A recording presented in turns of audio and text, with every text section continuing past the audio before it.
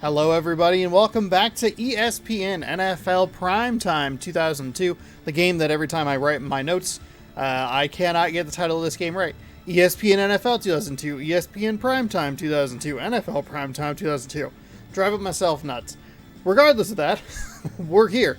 We're in week 2. I've managed to find 4 games that have brand new teams that haven't been on the schedule because, we're only in week number 2. I actually have the week 3 slate figured out, and then half of the week 4 slate figured out. A lot of teams that are playing each other that we haven't had on the channel or in the season yet, even as we get into week 4. So that is pretty exciting. Every Tuesday, you can catch a brand new installment of Random Rosters right here on the channel. So be sure to scroll down, subscribe, ring the bell. You'll be notified when I post new videos. If you're worried because you're like, oh man, this is episode number 82, oh, that's so many. Don't worry about it. We just started a brand new one here in Random Rosters. It's season number 5, and we are on week 2 of the only season we're going to do in this. If you don't know, Random Rosters is a series where we watch 4 games a week, 3 to 4 games a week, depending on how long it takes. And then, but before any of that happens, hold on. How did I goof that up? We watch 3 to 4 games a week. Computer plays. And the rosters were fantasy drafted at the start of the season. We just kind of see how it plays out. It's fun to see what players are on what teams and all that stuff. So there you go. If you like that, again, subscribe. Tuesdays right here on the channel. All right, 4 games for you today, just like we did last week. New England Patriots are going to take on the Carolina Panthers in game number 1. Then we're going to go down and we're going to watch the Eagles. Nope. We're going to watch the 49ers take on the Saints in the Golden Battle. We will then watch the Falcons play the Rams, and last but not least, we're going to Seattle to celebrate All-Star Week for baseball, because that game is actually happening tonight. Tonight in Seattle at T-Mobile Park. So we'll throw a game in Seattle there, though they will be playing in Husky Stadium, I think. I'm not really sure. We'll see what happens. All right, so we have to go in order. So we will start with the Patriots and the Panthers. Future Super Bowl matchup. We might get some scores here. And then it throws to the loading screen. And then it does this. I'm getting used to it. It's a new experience. It's interesting, trying to figure out the pieces of the puzzle and how they go together. Because Madden has the flash, fade into white and fade into the game. This one just a blink, bam, you're here. ESPN. NFL Primetime. Get excited. I'm excited. You excited? It's 51 degrees. It feels a little cold. The game, I think it should be hot. It should be hot regardless of if it's going off of my system time or if it's going off of yearly time. When it comes to defending the pass. Meanwhile, the New England Patriots go into the game in last place in the NFC East. Defensively, they're currently ranked. Did I have to? I think I bumped the volume a little bit. Not that much. When it comes to defending the pass. Thanks, Tom. Thanks, Tom. These games have a very quick pace to them, which is why we see 4 of them. I did 4 in the first season in NFL Fever 2002, and those were videos that were over 3 hours. Then I switched a little bit. I didn't slowed them or decreased them in Madden because those games were very long, and then kind of bounced back and forth with the remainder of the season. It's kind of stuck with 3 because that felt like a pretty good number. This one, 4 games, takes about as long as it takes to get 3 games of Madden done. Very weird play here. It was an awkward-looking throw, as we see Tyrone Wheatley highlighted. But with the pace of these games, going about 30-35 minutes, we get through 4 games very quickly, which is very nice. It does help that they kind of bleed clock. Tipped at the line and incomplete. There's a nice block there. It does help that, when passes are complete, they do kind of burn a few seconds here early. And I think the clock runs when they do the celebration stuff too, so it's kind of a double win as far as the pace of the game is concerned. Noticed a little bit of weirdness, and you saw it on that first play. It was a wonky throw, fine, whatever. But you can see as he was running upfield, this seems to only have 4, maybe 8 directions that the players can run in. It doesn't look as smooth as it probably should. We see a lot of like 90-degree turns. It's very weird. So the Patriots get off to a very good start there. Get the first down with a nice play to the receiver in the flat or to the back in the flat. Pick up a first down, and then they are stifled after that. Carolina will get the ball. No, return it from inside the 10-yard line. That's been another kind of bit of weirdness in this one. It reverts more back to the NFL fever style of we're just returning the ball regardless. Hines, Ward, Deuce Staley, part of this Panthers offense. That lineup change is helpful, that they show that sort of thing, but it is inconsistent when they show it. Pitch to the right side, met in the backfield and thrown down. Buchanan continues to be Buchanan, Dayon Buchanan? in the NFL. No, I can't possibly. That's not right. That's somebody else. Somebody else can have the last name Buchanan.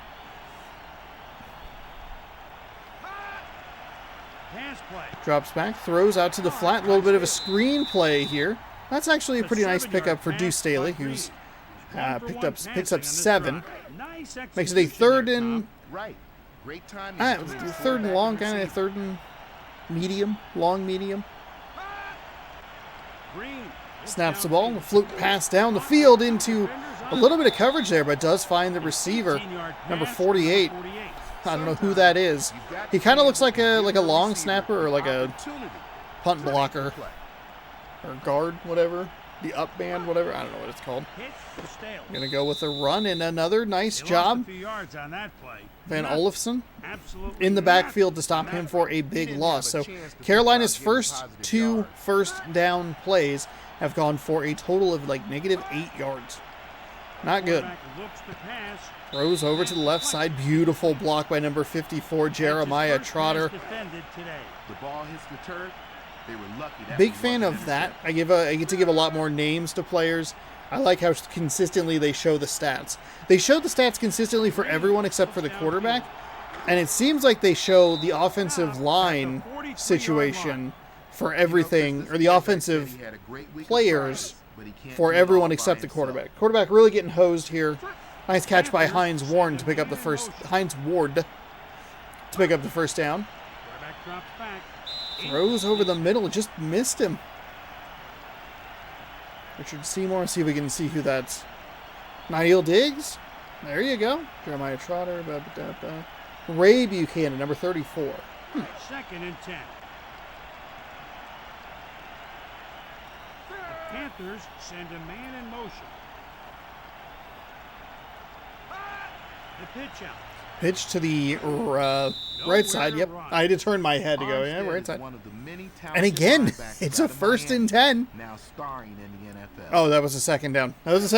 Check that. 13 for the first. For once, a Carolina first down gained no yards. But then they lost it on the running play. This New England Patriots defense, it's a little surprising that they're 0-1. I mean, maybe it's more on their offense rather than their defensive side of the ball. They look terrific. They are in the backfield, wreaking havoc. The running game hasn't really done a whole lot. I think they're in negative yards running, the Panthers are. They've given up some plays in the passing game, but, I mean, nothing inexcusable. And a really nice job there for Sean Dawkins. Correctly spelled his name. Congratulations. I mean, like a little bit of a drive there, but nothing too dangerous.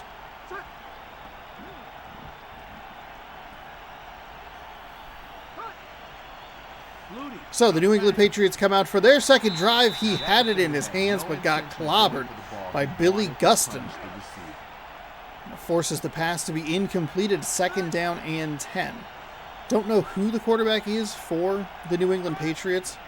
At number 7, I automatically think Doug Flutie, but I thought Flutie was left-handed, but I feel like I've had this problem before. I think he might have actually been right-handed, I just didn't know. So it could be a Doug Flutie sighting here. To turn up my headphones a little bit to hear some of the commentary. It is Doug Flutie indeed. Thank you, Chris Berman. Really weird that they don't have like and your quarterback sort of thing, even in like the beginning aspect of it. Pope back to punt. So nothing doing yet again for the New England Patriots, and it is 4th and 2. Pope out for his second punt of the day. That punt is an end-over-end kick. Returned at about the 35-yard line. Tries to shoulder through some defenders, but nothing doing there. So 1st and 10 for Carolina from the 45-yard line, currently winning the field position battle. And that's about it, because we have a 0-0 game with about 1:10 left in the first quarter. Throws out to the flat quickly. Hines Ward picks up his second catch of the day. It's going to be a 2-yard gain, so 2nd down and 8.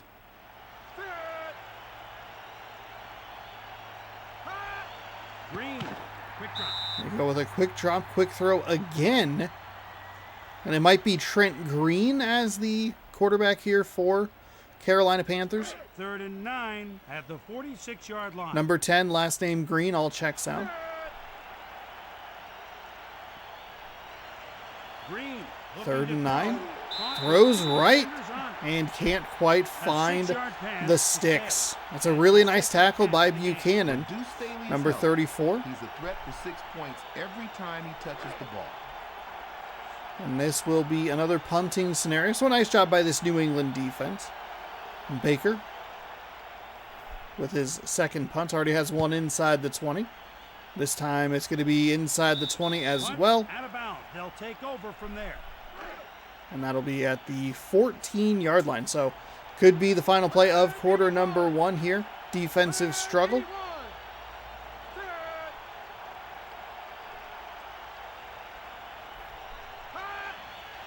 Snaps the ball, drops, throws into the backfield, finds a receiver who gets tackled and falls forward for a small gain. All right, through 1, we are knotted at 0. Hopefully we get a little bit more offensive action here. Defenses both playing very well. I would argue that this is a good defensive game. Players are making catches. It's not quite the oh, this is terrible offense. It looks like good defense. It's like they're doing some stuff, but the tackling has been sure-handed. Play calling on the defensive side of the ball has been excellent. Both, especially the New England defense, has been in the backfield, wreaking havoc on the running game. And Carolina can't really get into a rhythm, forcing them into obvious passing situations. And again, making nice catches and then coming up short. There's a throw out to the flat. Has a man. He's up past the 30. And that is a really nice conversion for a first down. There's nothing more frustrating than handling your assignment perfectly, only to have one of your teammates blow theirs so badly. So 1st and 10 past the 30. It's intercepted. Oh, there is good defense right there. We saw a lot last week, and I don't know if it's a common thing in this game, but we saw a lot of success with passing into congested areas. That time it doesn't work, and Carolina gets the first takeaway of the game. Play action pass tipped at the line. A nice job by Frost there. That was not the name I was anticipating. I was anticipating a lineman, and then a really skinny guy comes up. Do you think that's Scott Frost that's terrible at coaching Nebraska football? That is a really nice deflection. I kind of forgot who was on offense there for a minute. Not a great throw by Trent Green. It looked like he just kind of lost a little bit of mustard towards the end. Throws down right side, tipped again, short. And they are going to go for a punt. They're going to have to punt the ball away, following the really nice interception. What I do like that we're seeing here is coffin corner kicks. This one is going to be at about the 10. It's spinning around. You got that right, Chris. Those guys were flying down the field on that play. So the Patriots just continue to start in terrible field position. It's a good job by... It's a good job by New England's defense to bend but not break, right? But it's also a good job by the Carolina Panthers offense to drive a little bit, pin them deep, and just try and win that field position battle. You look for 5 to 8 yards maybe on that last possession for Carolina and try a field goal perhaps. Throws a little bit high. It's still a nice completion, but That ball's a little more on him. Maybe you're able to pick up the first down. 3rd down and 3 for the Third and short, though. Bring in the nickel package. 3 down linemen for the Carolina Panthers. Pass That play. is actually, they might have had a fourth.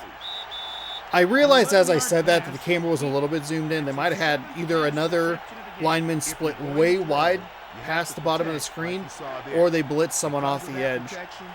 New England with a nice job to beat the blitz, pick up another first down, push this ball out near the 30-yard line. Throws, that's again on the right side, but nothing doing that time. We go inside the number. Interesting stats so far, Tom. The offense Interesting. has been relying on running after the catch.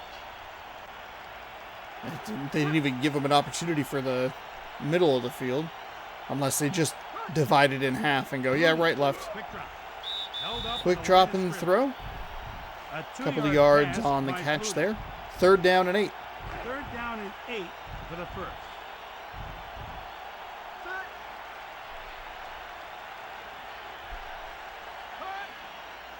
The quarterback looks to Flutie pass. drops back. Float pass over to his right side, and that is a Down nice by catch Williams.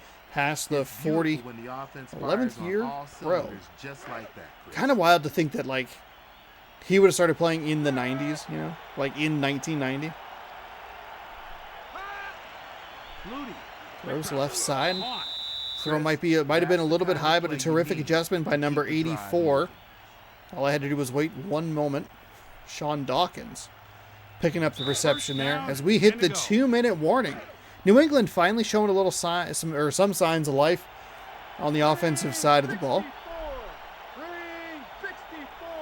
They are in Carolina Panthers territory with 2 minutes to go. Gonna run it. Breaks left. Oh wow, found some room. I guess it's not quite as like I was thinking. It was like What so many people forget about good Like, running backs is straight their left, great vision. straight up. There is definitely a little bit of an angle, but it does look a little weird. Just looks stiff. Flutie looking to throw. Flutie throws right side. Looks like he found the backside of a receiver there. Incomplete Second down. pass sets up Under 2 second down minutes and to go 10. in the half.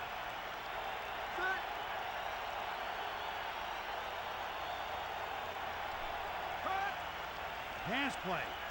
Drops and throws into some The outstanding coverage. That one got tipped and kind of floated in the air for a moment.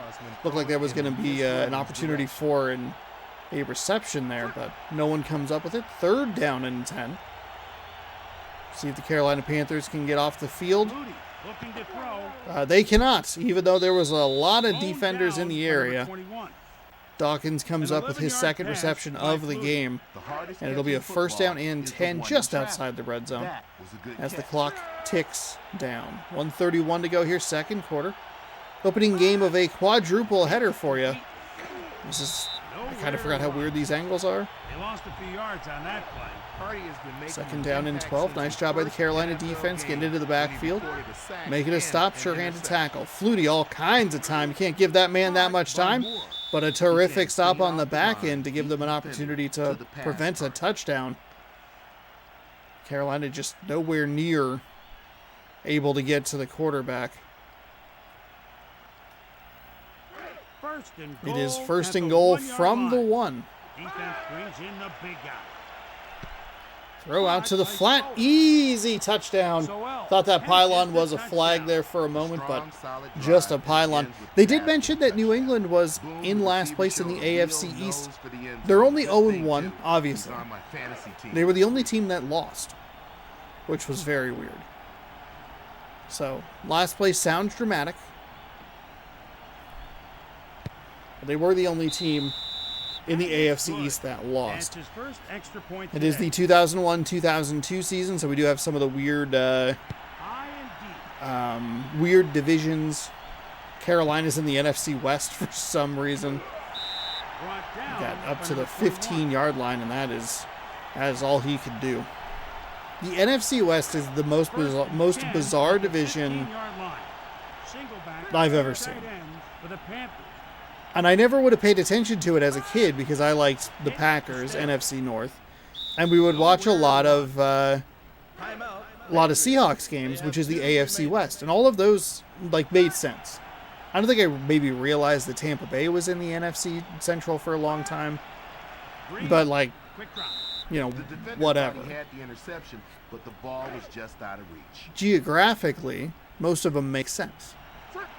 Then you look at the NFC West, and it's like, what happened here? What is going on? There's literally one team of the 5 that is West. Intercepted.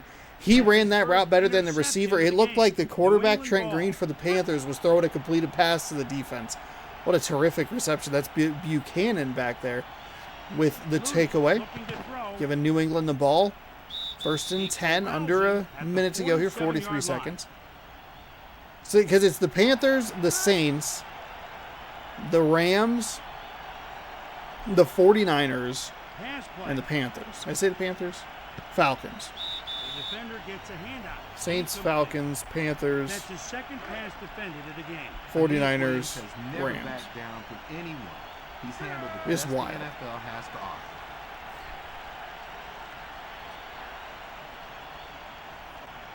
Flutie. It looks like they're going to go for like some kind of Hail Mary. Big bomb down the right side. Caught! Traffic by number Touchdown! Caught in 83. traffic. Number 83 catches the touchdown. What a And the New catch, England what a Patriots are play. starting to find their That's a rhythm touchdown offensively. right in the defense's face. I mean, there was just Flutie all the time in the world to get that ball out of his hand. Perfect spiral. And caught right on the goal line. The extra point attempt by number 9. So it was a 0-0 game. And very quickly, the New England Patriots have made it a 14-0 affair. That kick is up and That is good. That'll be 2 extra points today. Wow. You can see Carolina on the last kickoff return, though. They ran it out of the end zone. Didn't matter how deep they were. This one makes a little bit more sense, but then you see some of the times where they run it back, it's 5-6 yards deep. And you're like, why are you doing this? You get terrible field position. Then you make a mistake, throw an interception. And you're down 2 scores. Green throws and deep left side. Missed everybody. There was effort by both players to jump for the ball. Neither one of them came down with it. 2nd and 10. The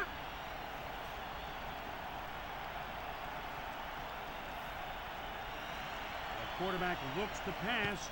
Left side almost intercepted. Couple of defenders in That's the his area. first pass Middlebrooks defended today. No matter what the situation, getting the pass it very defense. seldom pays to It's force the weird. ball into I was cover. reading a ranking on the score about like the back ends of Green teams around the downfield. NFL and their ranking or whatever. The defender gets a handout. Incomplete.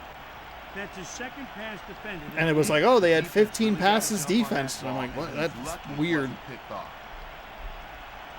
I guess it's probably better than deflection because deflection feels like it's kind of a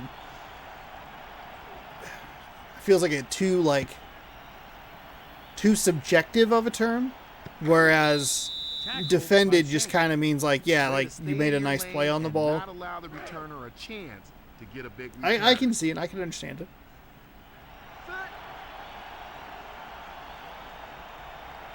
See what New England can do here with 11 seconds to go. Wouldn't be surprised to see Flutie run to the right. He does not. Finds a completion up at the midfield. They are out of timeouts, so that will just pad some stats. And we'll move to the second half 1st and 10. with just At halftime, gargantuan the statistical Patriots differences. 14, 204 to Panthers 37. And that third down conversion is big as well. 2 for 7 versus 5 for 7. The team that's 5 for 7 is winning. Not a surprise. The kickoff by number 9. Chris, it's time to see which team is going to be more responsive to their coach's halftime speech. Panthers had an excellent opportunity to try to cut into this lead. 19-yard line. I think maybe you try to go for 2 if you pick up a field goal on a previous drive. And then, try to cut it to a field goal deficit. But they have to show that they can move the ball up and down the field consistently. They've shown some sparks and some glimmers, but they've also had a lot of drives that have been duds, and they've leaned more towards the bad offense rather than Deuce Staley appears to have injured. Looks like probably his hand there. But the Panthers have slid more towards the ooh, this is bad offense. Patriots still playing well defensively. That's a great defensive play. That's his first pass defended Oh, today. pardon me. It seems that the quarterback's having a hard time telling his own team from the defense.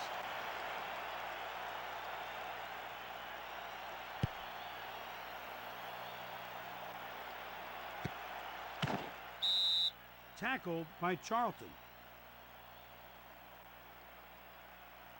1st and 10 at the 44-yard line.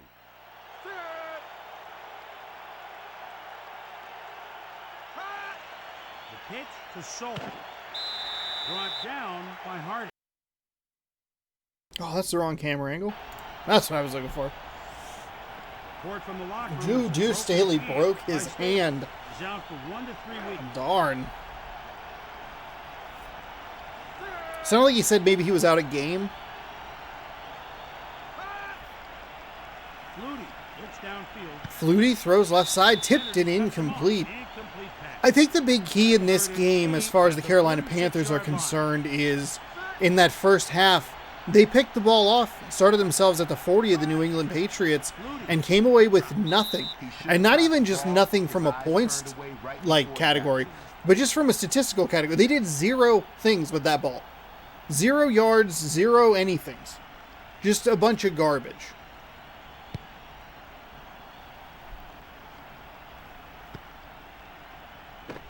Oh, not a bad run back at all. He'll get past the 25, near the 30, and that's where Carolina will start.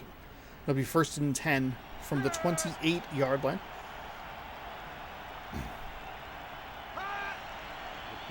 Going to pitch. They're going to go left side that time. Nothing doing. Block didn't hold as long as it should have, and that left Bennett to get tackled. He has 2 carries for a -3 yards. And we have seen that consistently from the New England Patriots. Usually it's a loss, but just no progress being made on 1st and 10 from a running game statistic. Kevin Falk going to pick up a first down to help the Carolina Panthers out to the 40-yard line. And so it set Carolina up routinely with 2nd down and 14. He caught that ball somehow, and Justin Snow appears to be injured on the play. That is terrible. We'll take a look at the replay here. It's a nice find. It looked like it got batted, but just a little bit of one of those wonky catches there. Here's the pitch out. Runs outside. That is maybe the most progress they've ever made on a 1st and 10 run play. 2 yards. New England has been so good about getting into the backfield, creating those 2nd and 13s. 2nd and 14s, and forcing Carolina into obvious passing situations. And they did it again. That's a 6-yard loss. And then the pass deflection on the back end by who else but Buchanan.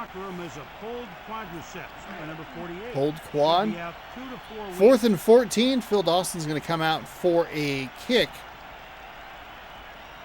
Field goal attempt, I should say. And that kick is up, and that was just no good. It was no good from the start. The kicking must be really hard in this game. And that was about the distance I thought they would need to get. If you take this yardage and add 7 to it. Another injury here. 35-yard line.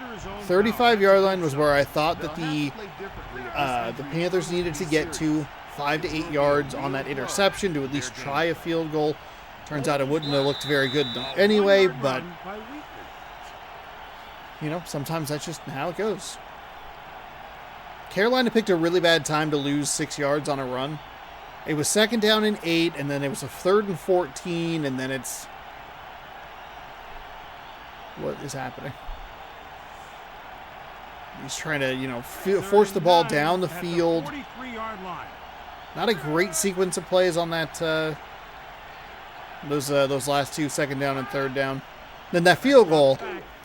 Usually, it's hard to kind of tell or see if you have a feeling if it's going to go one way or the other. That one just looked bad right off the foot. A broken foot. Out 4 to 8 weeks with a Ooh, 4 to 8 weeks on that injury for calling it. It is 4th and 5. So New England's like, you know what? We'll just kind of waste some time here. Here's their 4th punt of the game.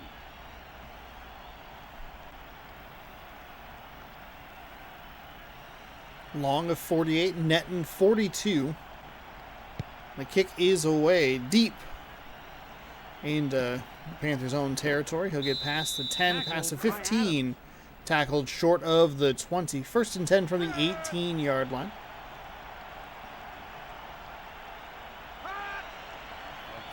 Dropping back and throwing to the left side. Caught and spun out of bounds after a small gain. Interesting stats so far, Tom.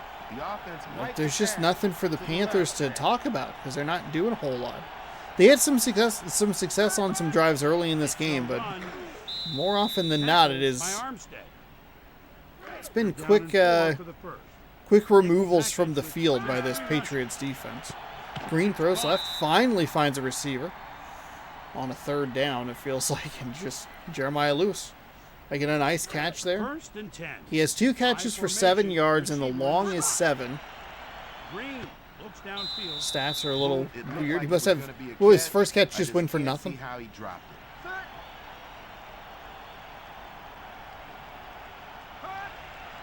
Green, quick drop. Brought down at the I just. 41-yard Okay, line. never mind. Chris, the wide receiver, Willie clearly beat the Middlebrooks. defender downfield, making himself an easy target. I just realized that I have a duplicate team for one of next week's games. Boo. A 1-yard All right, we run are through by 3. New England Sean is Gilbert leading. force against the run and has a relentless pass rush. At the New end of the England third leads this quarter, the game Patriots 14-0. Panthers Rushed out to that 14-0 lead. They scored within the final 2 minutes of the half and have done nothing else. They're going to punt this ball away. A little surprised that they're going with the punt in this scenario rather than trying to what's it called? Go for it. I feel like that's maybe the call there. 5 minutes to go here in the 4th. You're not really going to win the field position battle at this point. They're not having just enough success to try to pin New England deep. Maybe a little too reliant on a New England mistake. The pitch to Wheatley. He's nearly broken in half. He's nearly broken in half.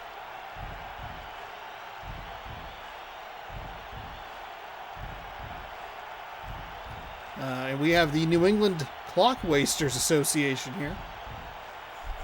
Hanging out back there. 10 to go. Weirdly enough, it does not even show the play clock in that scenario. Oh, now it popped. Okay, all right, video game.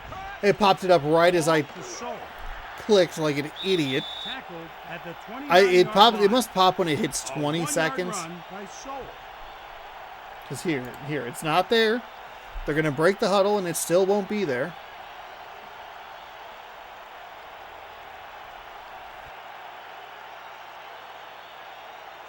Third down and 8 for the first.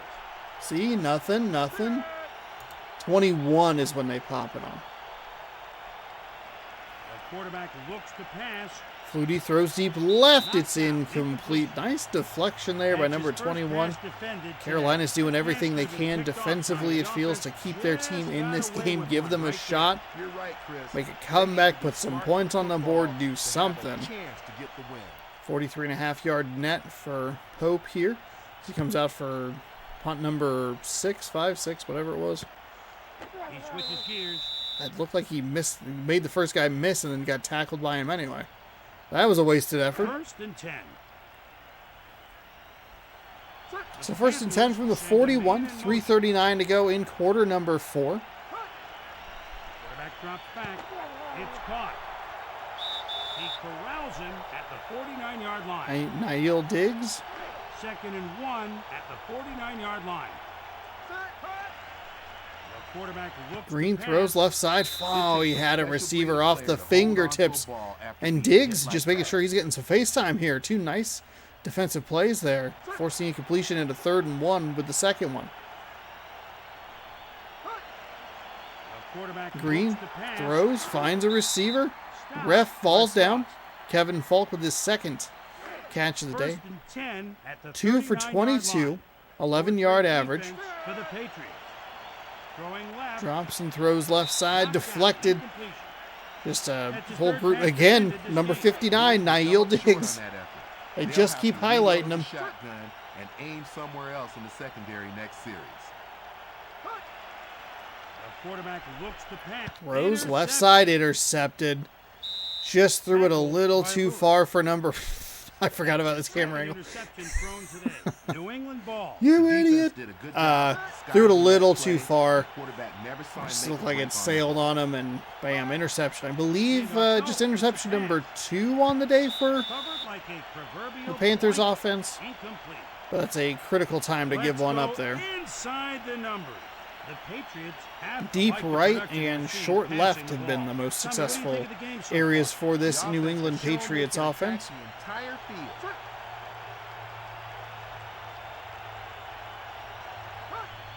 The pitch out. Pitch is right side. Nowhere to run. A 1-yard run by Wheatley. Aeneas Williams takes on the tough challenges week after week. 3rd down and 11.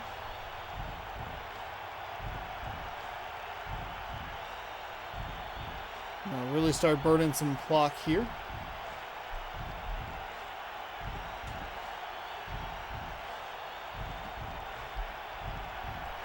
Third down and 11 for the first.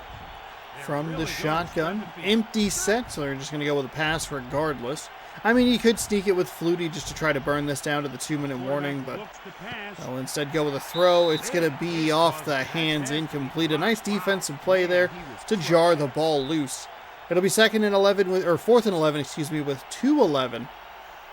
And Pope comes out for punt number 6. Kick is away. Returned, and he'll get up to the 50 into New England territory even at the 49, maybe 48-yard line. First down and 10 to go. The Panthers send a man in motion. Quarterback drops Dropping back, throws right side, finds a receiver. Caught, but not for much of a gain. Jeremiah Trotter picking up another tackle to add to his line. We hit the 2-minute warning with a 2-score lead for the New England Patriots. Pass play. Green deep finds just another hand of a defender. That's his Corey first Hall pass getting in on the defensive today. action. Maybe the quarterback should try looking off the coverage a little more. 3rd down and 6. Green. Throws and Interception. finds the New England Brought Patriots down by receiver. Ward. Is that interception That's his number first 4? interception Am I of the game. misremembering one? New England ball.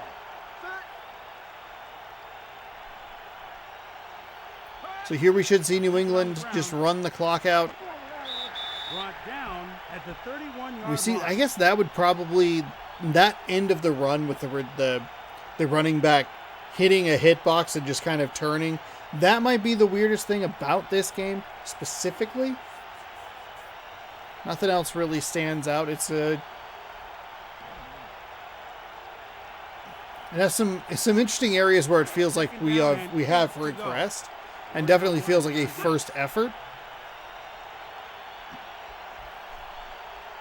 Well, they got one thing right, and it's being able to do a franchise mode and watch the games. I don't know why New England wasted all that clock just to throw the ball. Get out of here with a victory. Even your record up at 1-1. See what other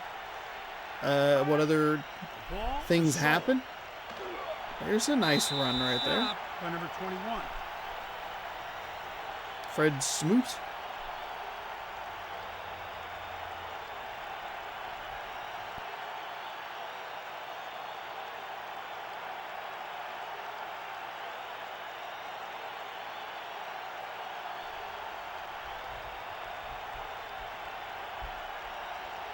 Pope back to punt.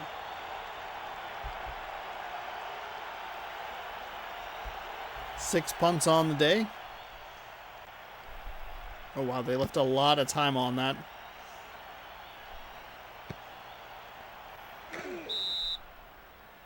Carolina will start right around the 30-yard line. Ray Buchanan, your game MVP, not a surprise at all. 4 tackles, 2 passes defended, and a pick. That's something special. The Panthers send a man in motion. Quarterback drops back. Throws left side. Takes the ball away. Wow. That's his second pick of the game. New England Wow. ball. Boy, they gave out the wrong MVP, huh? Second pick of the game. Trent Green is just like, just seems confused. Do I play for the Patriots? Do I play for the Patriots? I play for the Patriots, right? Wrong P. Panthers. Don't love the Carolinas taking timeouts here. Why? Why?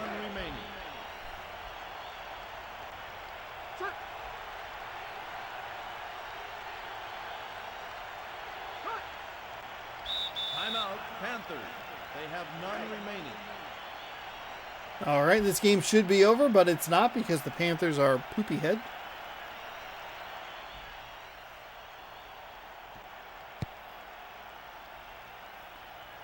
Punt is away again, just making him. He's like, I want more punt return yards. First and 10.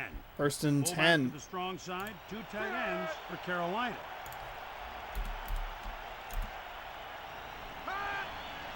Green looks downfield. Throws left side, finds a receiver. He runs out of bounds. I do like that. In crunch time, receivers and like backs try to make an effort to get to the boundary. That's solid. Green looks downfield. So you called 3 timeouts to do that. So I think you can definitely tell when they're trying to do something like that because they bring an extra blocker from the opposite side to the throwing side where he's going to want to roll. They'll kind of just stand there and move, and then when the ball is snapped, they'll go upfield, and then the quarterback will then roll out to that side. So if we had a left-handed quarterback like Michael Vick, let's see him roll the other way. All right, so 14-0 Patriots victorious in game number 1 today. Pretty good defensive battle there. Neither offense got into a super great rhythm. Patriots did a good job at making sure that they at least paid off one of the turnovers with the touchdown. They scored twice in 45 seconds or whatever it was, and then it was just kind of, that was it. All right, we are going to watch the Saints take on the 49ers. That is game number 2 here on this week's show, I guess. I always feel like I fumble that up. But here we are.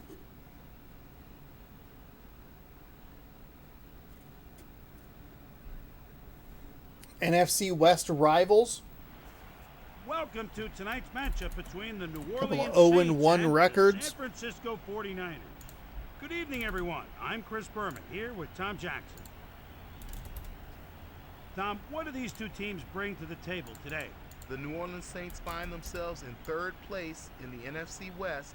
Defensively, they're currently ranked 23rd in the NFL at stopping the run and 8th when it comes to defending the pass.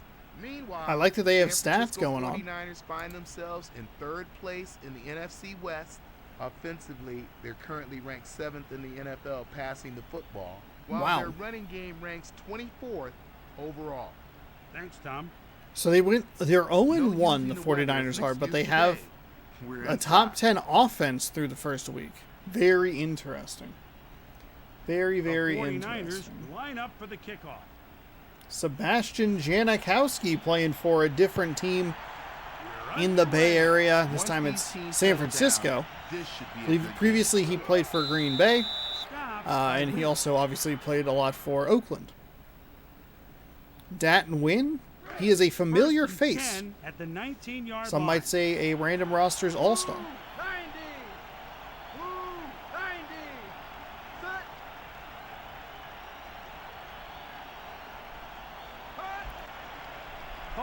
Rose? Oh, it's Dante Culpepper.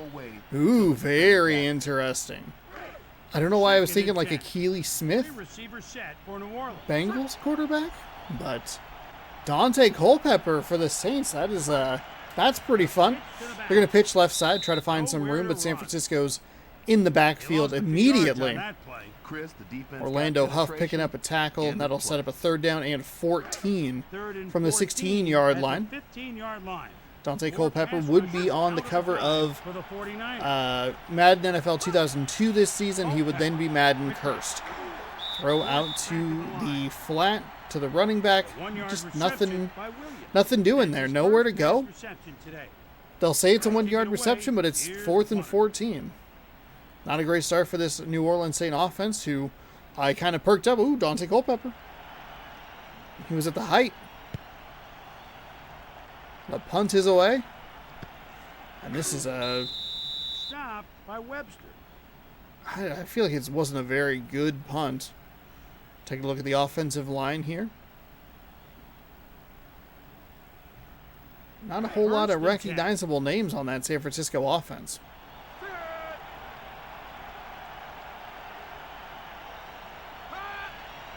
The pitch out by Favre. Pitch. Oh, wow. Brett Favre. Absolutely not. Brett Favre playing for the San Francisco 49ers this season.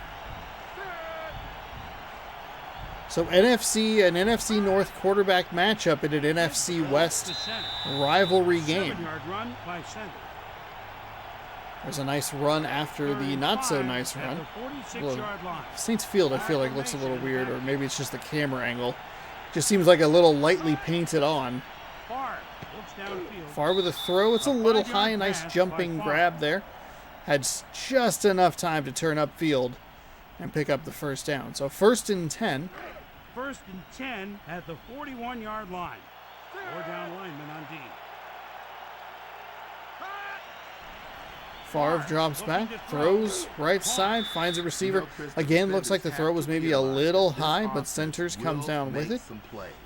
And they are quickly in New Orleans territory at the 27-yard line. Pitch right side. Tries to find some room, but McGinnis is there to make the tackle. 1-yard loss. They read the formation and made the play. It's like an offset eye behind Favre for this 49ers offense. There's a nice run.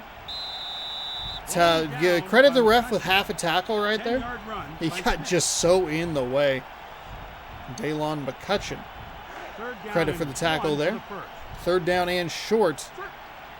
It was a not great run, and then a great run by San Francisco. What do they have dialed up for this 3rd down conversion? A quarterback sneak. He kind of glitched. The tackle, he got hit so hard, the game glitched and froze. 1st down, 10 to go. Feel a little like Miles Dawkins 247 over here. Just hold on, PlayStation. Hang on. Keep it on the ground. You're doing good work here. Interesting conversion decision there on 3rd down and short. He looked like Brett Favre got hit by a defender and just blinked out of existence.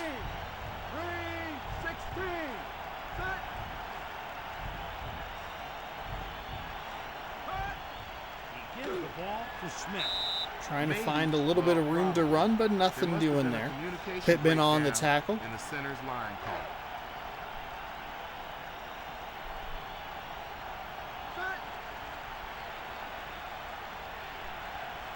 3rd down and 9. New Orleans looking to force a field goal attempt, and that is exactly what they will do. Really nice short-handed tackle there. There you go, celebrate my man. He caught that ball, turned around, and there was number 50's shoulder right into his chest. Good job to hold on to the ball there, but just nowhere to go with it. Janikowski, they're going to say it's no good? It looked like it was right. I didn't know on that one. I said with such confidence last time that it was no good off the foot. That one looked like it was no good, but then it kind of looked like it was going to drift good. The only umpire that can make the call, a referee, is right under the thing. We saw that in the Bengals game last year against the Baltimore Ravens. I believe that was the game where Chris Collinsworth dropped his telestrator into a man's, like on a man, which was like one of my favorite moments of the NFL season last year. Nowhere to run. They even showed it. They're like, yeah, I dropped it into this guy's hair. It circled him. Awesome. It's fantastic. Yeah, we saw that with McPherson kicking an extra point, and it went like just directly over the top. It's not challengeable. The only person that can make the call is the official standing directly below. That's it. Their second punt of the game. which is wild. So we have a another missed field goal. The field goal kicking in this game, wild. I'll tell you what, it is wild right off the bat. Willie McGinnis, defensive end there. For Mark Fields, he looks like a familiar face. First down and 10 to go. So the 49ers have the ball back very quickly. The Saints offense not looking great. A little disappointing with Dante Culpepper. Far looking to throw. Throwing right side, and they throws an interception. Nice job by this Saints defense. You could kind of see why San Francisco would be number 7 in the passing attack. They have Brett Favre, at the height. He had won, 3 MVPs in a row or whatever in the mid-90s, but still a very good quarterback. This felt like it was when the Packers were at their most vulnerable. It's like, oh, they're really, really good, or they're 4-12. You're like, what is happening? This doesn't make any sense. Second and 13. Second down and 13. Saints looking to make the 49ers pay off the takeaway. There's a nice run, but he just couldn't take a step left or right. Just ran right into the back of the man blocking for him. Third down and 8. Felt like that should have been a much bigger gain than it was. For the Saints. Culpepper throws left side, finds a man, but he gets hit and drops the ball.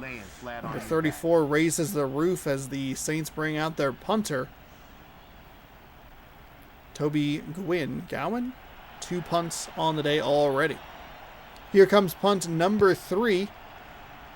Second time we've seen a team take a turnover and do just nothing with it. Brought down by Webster. First down and 10 to go. I mean, New England didn't cash in on every single one of the turnovers they had, but opportunity to slow a hot offense down and can't take advantage of it. And they do a nice job there to get into the backfield. McGinnis with his second tackle of the game forces a 5-yard loss. Second down and 15 coming up.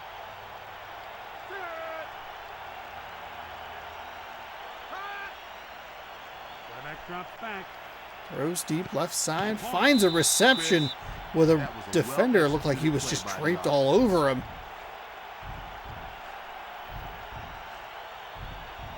This will be a good one to take a look at a replay of.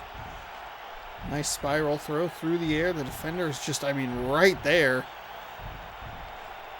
Those are the kind of receivers you want, dudes that are just going to go up and win 50-50 balls.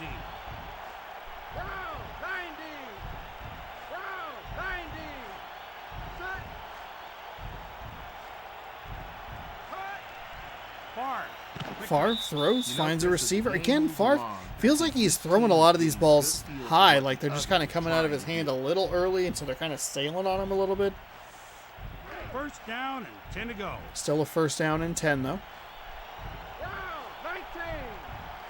Seen a lot of this San Francisco's 49ers offense on the field today.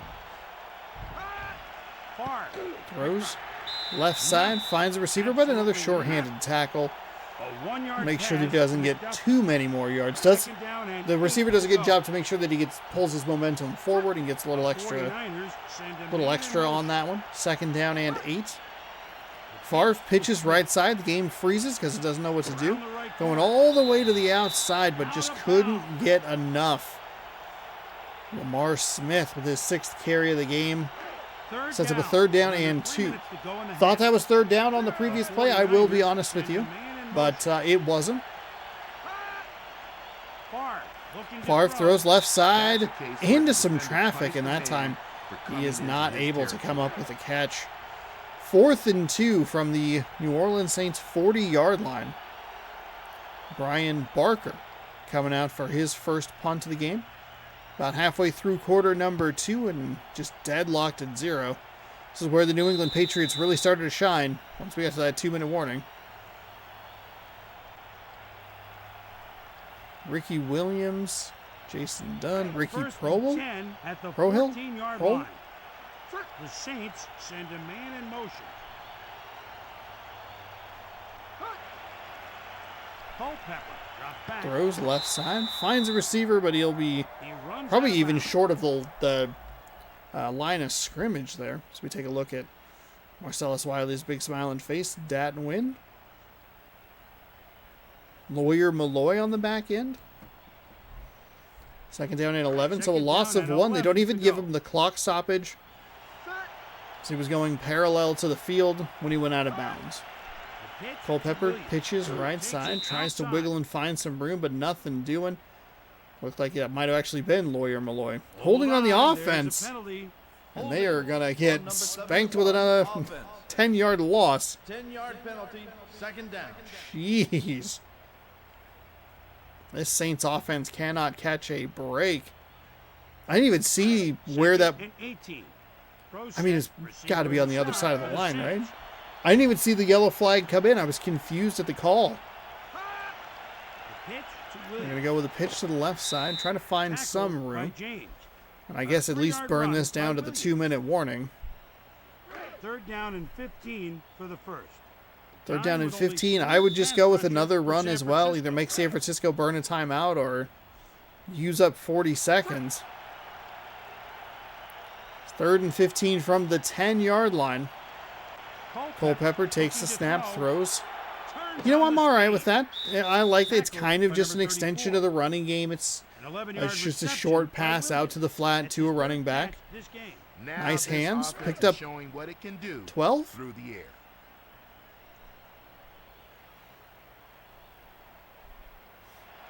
Picked up 12, but unfortunately that isn't enough because they needed 15, and then I don't think they really used their clock management all that well, but whatever.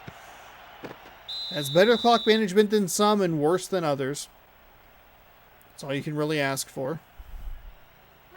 First and 10 at the 41-yard Just don't line. be idiots like NFL Fever. 49ers set up their West Coast offense. Favre drops looking back, to finds throw. him back in the backfield, or in the flat, I should say.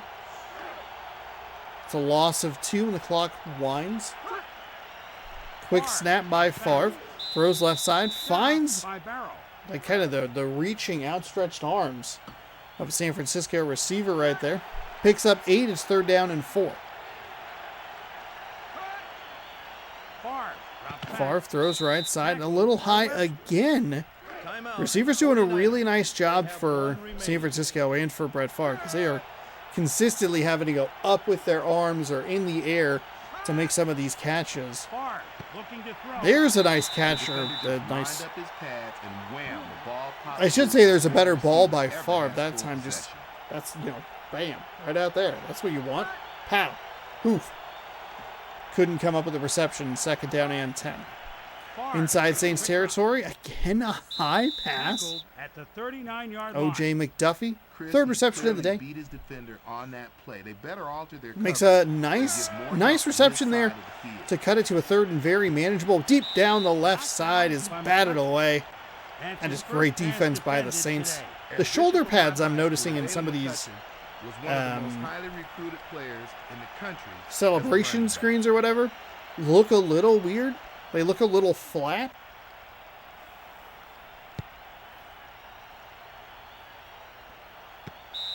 The ball Stepped comes out of bounds down, and immediately the after return man has receiving good it. coverage. Not a Nice ton of good punted containment yards by the for kicking team. the San Francisco 49ers punter, but they are kicking them deep. He gives the ball Going with to a Williams. Going with a He lost run a few there, yards trying to on find that play. something, That but one I didn't get. just They're going nothing. to try to Marcellus run it Wiley. back underneath and take First advantage tackle of the day. up-the-field It's a pressure. loss of 3. Someone obviously blew an assignment. Stopped I'm not by really Williams. sure why they're running this offense so quickly. They're down in 7 They for should the just first. be burning this to The defense halftime. brings in the dime. They're going to run a really quick play. Caught. Throw, and it's short, and there's a timeout, They and have none remaining. one of the weirder clock managements that we've seen. I do think I like the Saints helmets with the gray face mask rather than the black face mask.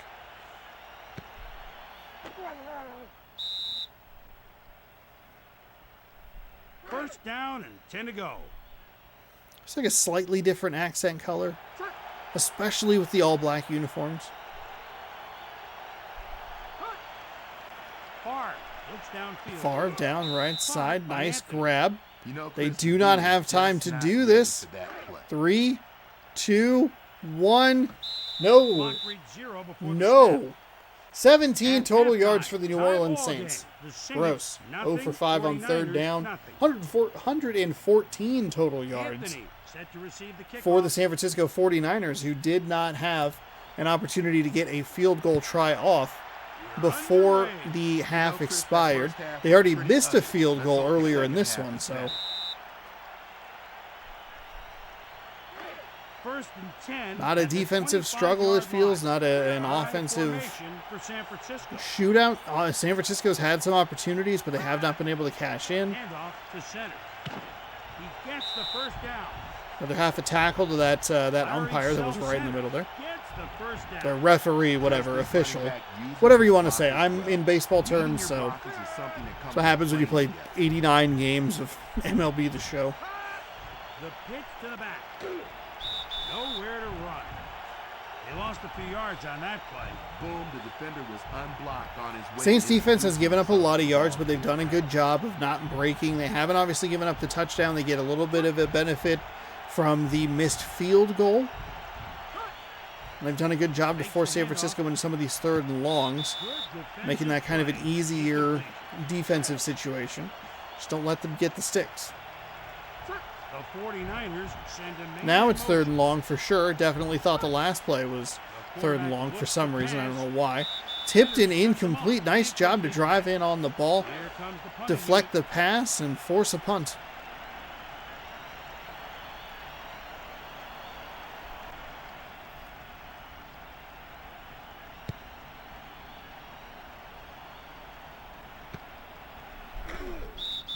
Tackled Tried by to... Perry. A little surprised the juke move did not work on a lineman, but it didn't. First down and 10 for the New Orleans Saints. Pitch going right side. Oh, they're going with the Detroit Lions little flea flicker. It's off the hands and incomplete. Not a terrible throw, but a great pass. Or a great pass breakup on the defensive side there. Culpepper, for some reason, maybe it's just the angle, is making that lineman look so small. Like I turned on a cheat code. It was like 48-yard line. giant The receiver quarterbacks. could probably hear the defender's footsteps on that play. The Saints send They either have a man very in small offensive line or the Culpepper character model just looks weird all of a sudden. Throws right side, finds the receiver's outstretched hands. After a big gain by the offense. Ricky Williams with his fourth catch of the day picks up 7 on that one. And 3. Go back to the strong side with 3 wide for the offense. Second and 3, going with the play action pass. Love the play call. Don't love the throw there, but I do like the play action play call. Third and 3, still very manageable. The run still very much an option. Maybe take a shot deep, try to find just, take a shot deep off the play action. Or, A 2-yard pass by Culpepper. oh, they're not going to give them the first down. Or are they going to give them the first down? They are going to give them the first down. It threw me off. It was third and 3. Chris Berman, though, in my ear said that it was a 2-yard pass. It's just a very poor throw by Culpepper on that second down and 3. They're going to go outside. Williams kind of stumbles and falls and loses more than he needs to, trying to make up for it. They'll give him forward progress. And only a loss of 3. Second down and 13. Running play. Going with a running play. Tries to find some room. Gets an okay gain on that one. But quickly going back to the play action pass. I like the play call. Try to get something deep. Maybe someone gets loose, bites up. A defender bites up, and you can go over the top. Or just take advantage of some sort of mismatch playing off of the run. Just an awful, awful pass by Culpepper. Back drops back. The defender Nice drive on the ball there. And that'll force a 4th down and 7. 49ers defense looks good. Every time you feel like an offense might start to get into some rhythm. I mean, they're all trying to get into some rhythm, but once they start getting into some rhythm, the defense comes up and shuts the door. because that was a duck. Great effort by both sides. Really weird play there. It looked like they were trying to do kind of that Madden thing where maybe the returner would let it go and then they'd jump up and stop it, you know, deep in their own territory. But that time he just kind of like didn't know what to do. The AI was very confused. Missed a tackle and then gave up a gain all the way up to the 20. Well, 22 and then they lost 2, so now it's 2nd and 12.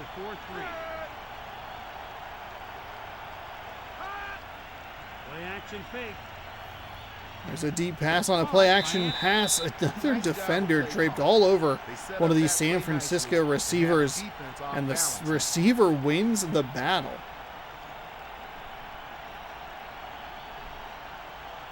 Play-action pass. We'll see it here. Receiver right, or defender right there. That one wasn't quite as on top of it. 10 at the 41-yard line. The D shows a 4-3. 1st down and 10.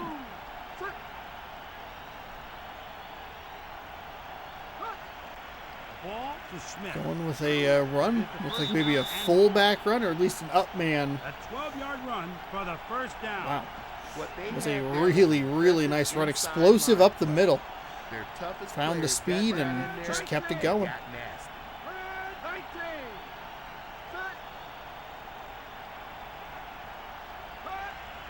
Pass play.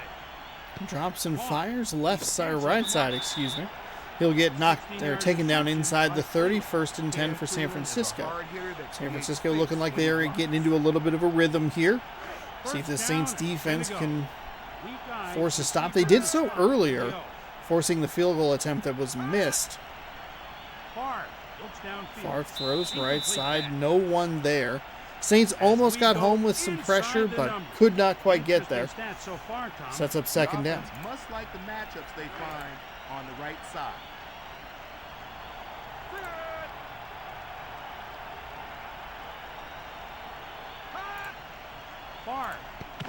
Throws over the middle, nice grab there. Last week we saw a lot of the one-handed snags. We saw that kind of like that sort of grab throughout, but today we've seen a lot of the high passes getting caught, or just a lot of overthrows. Winding down the 3rd quarter here. Will they take a snap before the end? They will. They're going to go with a run. He will go toward the right side, not really finding a whole lot of room. And that'll set up, or that'll finish off the 3rd quarter for us. It's a 0-0 game.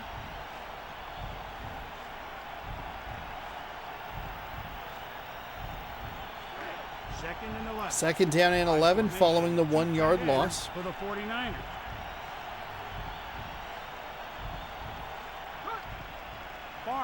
Throws left side, finds a receiver's hands, but incomplete. 3rd down and 11 for the 1st. D sets up against the pass. 3rd down and 11. Saints in good position here. Looks like they only have 3 down linemen. That's all they rush. Favre throws a pick.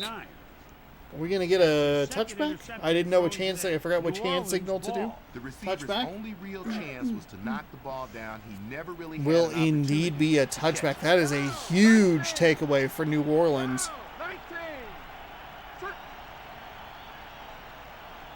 Taking away any attempted points here early in quarter number 4.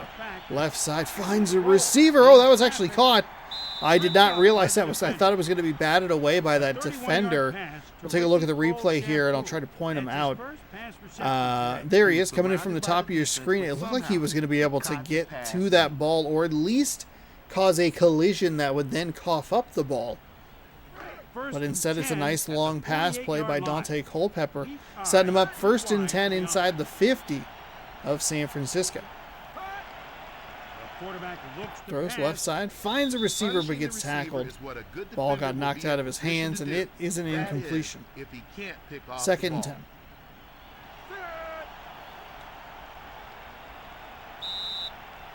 Oh, a false start.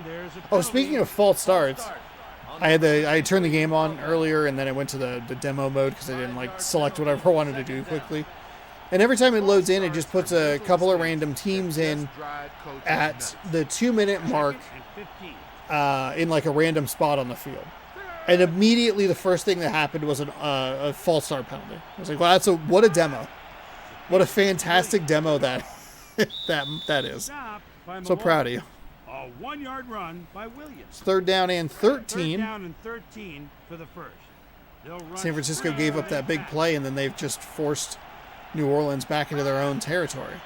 Culpepper drops back, throws. It's a high throw. I believe that's Wynn on the tackle. It's a 5-yard gain, and they're going to punt the ball away here. 4 minutes to go in quarter number 4, 4th and 8. 7th punt of the day for Gowan.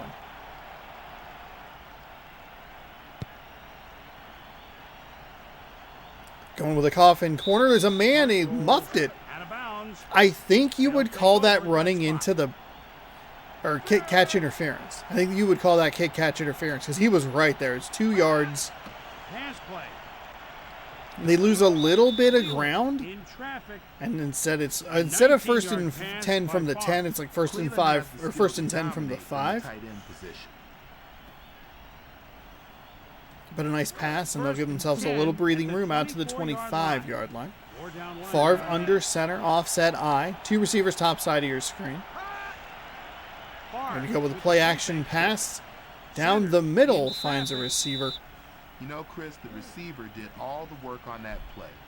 And that one went to the fullback. Wasn't the most wise throw. It's like another offset I formation. Going to go with the pitch to the right side. Knocks a couple of men down and finds an okay gain. 2nd down and 7. Under 3 minutes to go.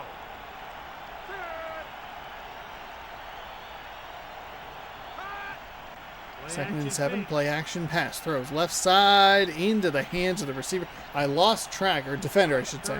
Lost track of where that ball was going, and we've had a couple of them that have looked like they were going to go toward the defensive side, but instead have leaned toward the offensive side. So it was a little confusing looking at that one. They went with a draw. It's an interesting call to see them try and go for a draw on 3rd and 8. It almost worked. But another great stop by the New Orleans Saints defense. Sure-handed tackling coming through for them as this kick is away. We are still scoreless, and we're about to hit the 2-minute mark of the 4th quarter. 2:15 to go. 1st and 10 from the 20. The D shows a 4-3. They need 45 yards. Probably a safer bet at 50. Interesting call right there. Don't love the short pass in that scenario, but I guess just letting it down to 2 minutes and see what happens. 2nd and 11. Though they didn't lose as much as the yardage might make you think. As we go inside the number. Oh boy. Tommy, what do you think of the game? I mean, oh boy. The offense need to run 11 rushes, 6 yards. Doing just so little.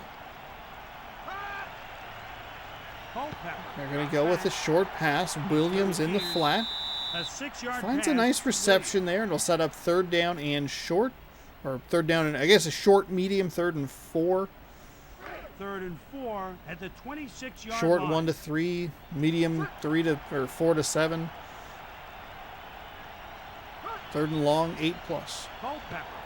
One with a screen, it's well blocked, makes a man miss. A 9-yard pass by Culpepper. I guess I would kind of like them to do this more with more time. The screenplay is a nice, kind of interesting call there, just to make sure that they can move the chains. At the 37-yard line. But then they're working with a run play, and it doesn't even seem like they're really playing for a field goal. I am very confused at some of the play calls on this drive here. Culpepper throws, finds a receiver, right side. Williams stays on his feet, finds a couple more yards. And we are under a minute to go. 1st and 10 for New Orleans from the 45-yard line. They don't need a whole lot more. They're going to call a timeout. Now, we have seen a couple of teams get burned by quick timeout usage here in this game already. San Francisco was one of them, actually. Oh, that's a nice catch deep down the field inside the 30. San Francisco was out of timeouts. They had set themselves up in a really not automatic, but a like solid bet field goal position. San Francisco's going to call a timeout on 1st and 10 after the 6-yard gain. But because they didn't have any timeouts, they were not able to kick the field goal. New Orleans, you can't do that. You can't do that. He has got to be feeling the sting of Why are you running the ball on the other side of the field, but now you're passing? You can't give San Francisco a free stoppage of the clock. You can't give San Francisco 2 free stoppages of the clock. Marcus Coleman with 9 tackles on the game. Do we see heartbreaking defeat in week 2? Kick is up. No good. It's no good. We've seen 3 missed field goals. 2 in this game. Pass play. Caught by Smith. Madden NFL, what? This is the game to beat. 2nd down and 8. The Saints waste such a good drive. Oh, big bomb down the field. Tipped by the defense and incomplete. Do we see a tie here? Do we dare see a tie? Don't worry, video game, we have time. We're good. We're good. Looking at the recording time, being like, yeah, we could squeeze it in overtime here. When you get like a Madden overtime and the game's already taken an hour, you're like, I don't have time for this. I don't care. That's his 3rd catch this game. San Francisco's got to get the play off here. They won't. 2nd time. Oh my goodness, San Francisco. What are you doing? I thought they had 2 timeouts, I thought. Maybe 1. Janikowski kicks the ball away. 5 yards deep, and he'll take it out. That is why you want to see him just go ahead and take the touchback. 1st and 10 from the 13. Field position matters so much more in these critical situations. And even 7 yards, you can't give up 7 yards like that. If they get a 1st down, then I guess you can kind of be okay with it. Instead, it's a short gain off the left side. 16 yards on 11 carries. A long of 6. 2nd down and 8 to go.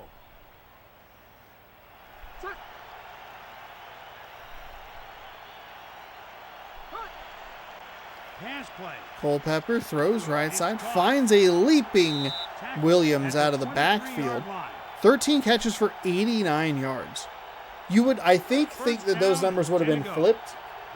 89 rushing yards and then not as much through the air. Effective, helpful every now and again, but not that kind of numberage. He got kind of away with a spin move where he hit the defender, hit the circle button, and then danced back 8 yards and then ran forward 30. Like, what the heck? 1st down and 10 to go. Obviously exaggerated numbers, but you get the point. We've seen some spins that have looked like they're going to cost teams significant yardage, and then somehow they're able to wiggle out of it. Plays the run and pass well. 2nd down and 18 following the massive loss. Saints really undoing so much positivity, and they continue to undo it with a terrible pass. There was nowhere to go, and that's a loss of 2. So it was 1st and 10, a loss of 8, and a loss of 2, setting up 3rd down and 20. Culpepper deep down the right side. He found a receiver at the 45, but he needed to get to the 46. That is why you can't lose that kind of yardage. I can't believe it. Each team with a missed field goal. San Francisco blew an opportunity late in the 1st half. They ran out of time trying to get a field goal set up.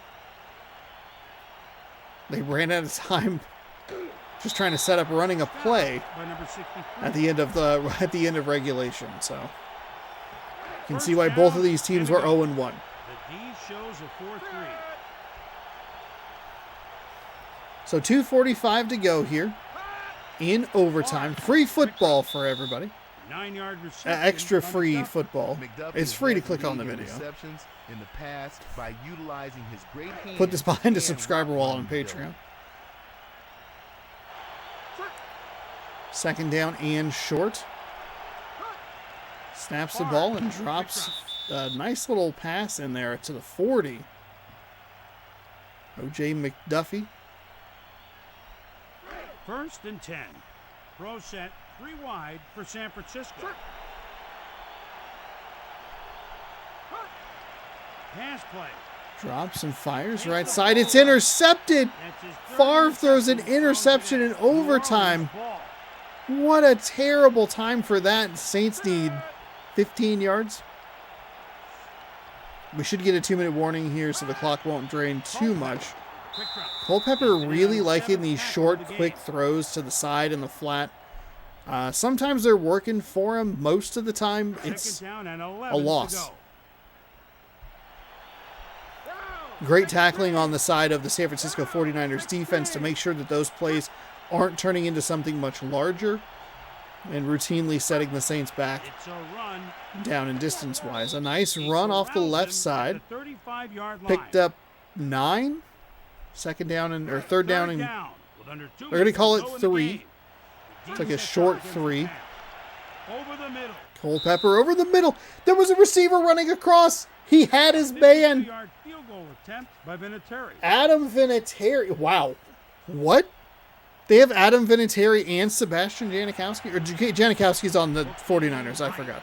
Vinatieri. No good again. Oh, my goodness. That's his second missed field goal attempt of the game. He's made kicks from this distance before, but not this time. Missed it by We are 0 for 3 in field goals in this game. to Smith. He's now made 6 tackles in this game. If you're a fan of kickers, cover your eyes because you are not looking at pretty things right now. Second down and 9 to go. Go back to the strong side, receiver in the slot for the O. Pass play. Favre drops back, throws over the middle, finds a receiver's hands, Receiver never had a but chance to excellently catch the ball timed because tackle he by delivered a blow Marcus just Coleman, as the ball arrived. or hit on the receiver. Jars the ball loose, sets up third down and 9. We do have two of the greater Favre drops back. throws right side, finds a receiver. Tackles 2 of the better number kickers the 29. NFL has seen, especially for this era. 1st and 10 at the 44-yard line. Vinatieri versus Sebastian Janikowski, With the play and neither of them can make a field goal. All right, we are under a minute to go. Larry Centers. 1st and 10. It's a name at that the rings 31-yard familiar, line. but I couldn't Defense set tell you up to why. stop the run. It's caught. San Francisco might want to just try and score a touchdown. 2nd and 4 at the 25-yard line. Second down and 4, 36 seconds to go. Back to the right side. Oh. One of the few times we've seen a receiver slip a defender like that. Slip past a would-be defender. Sure-handed tackling on both sides today. Sebastian Janikowski for the win for the 49ers. Kick is up. Kick is good. That's And his with third field goal 14 today. seconds to go in overtime, Final the score, 49ers in eke out a overtime. 3-0 49ers victory. 3, Saints nothing. That was a great game. That was a great game. I enjoyed that one quite a bit. There was some weird play calling here and there, especially from on the Saints side of things, but both defenses played very well. Offenses kind of got into some rhythm, and then they would stop it. Then we just missed field goal after missed field goal after missed field goal. What is happening? It ends with a 49ers 3-0 victory in overtime over the Saints. So we're going to go from that NFC West matchup, to the next NFC West matchup, which is going to be the Falcons at the Rams. Now I'm going to take a quick break here. So we'll halftime, intermission, real quick. We'll be right back with more NFL Primetime, ESPN NFL Primetime 2002, right after this. I want to make sure to save. I'll do that. We'll be back after a word from our lovely sponsor.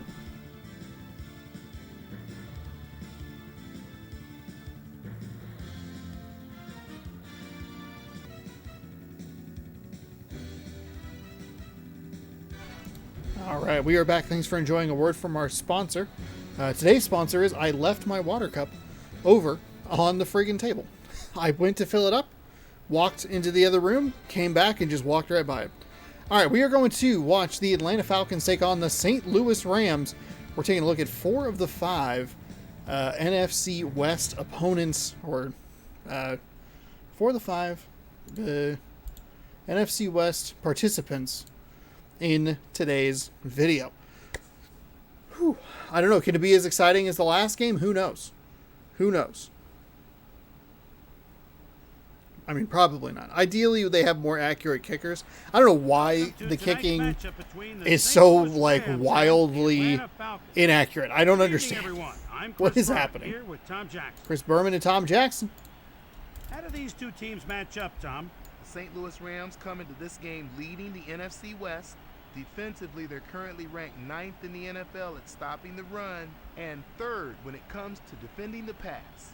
Meanwhile, the Atlanta Falcons come into this game leading the NFC West.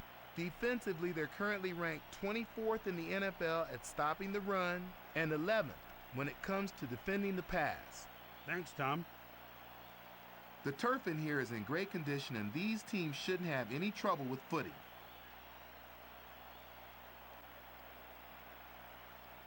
Ferguson back to receive the kick.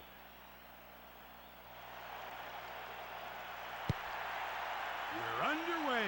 I understand that these teams were scrapping in the tunnel. All right, here we go. Game number 3 is underway. Atlanta's going to get the ball first past the 20-yard line, one of the better starting field positions we've seen today. The kick was a little bit short, which is kind of surprising because we are in a dome. We're going dome to dome today. Banks looking to throw. Banks. Last name Banks. You know, Chris, Tony Banks? I don't know that that's a real... That sounds like a movie character.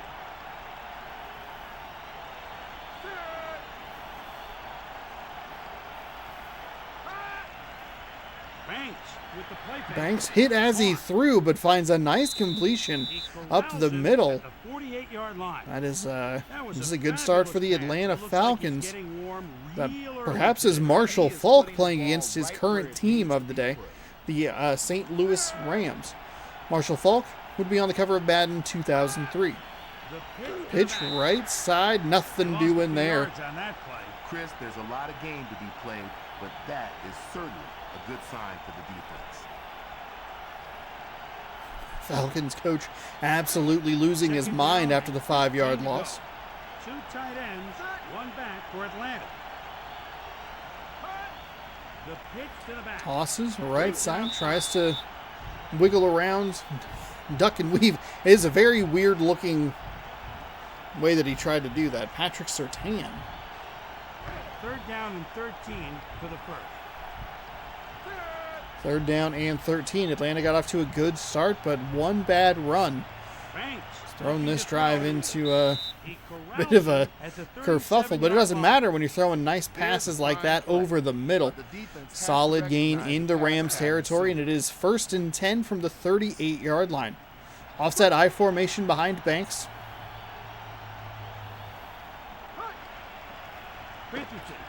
Oh, jeez. Tony Richardson. He's walking, but I'm surprised we haven't actually seen that animation more of the, like, throw over the shoulder. 4-yard gain. 3 broken ribs on the 4-yard gain. Anthony Jordan picking up a tackle there. 3rd down and 2.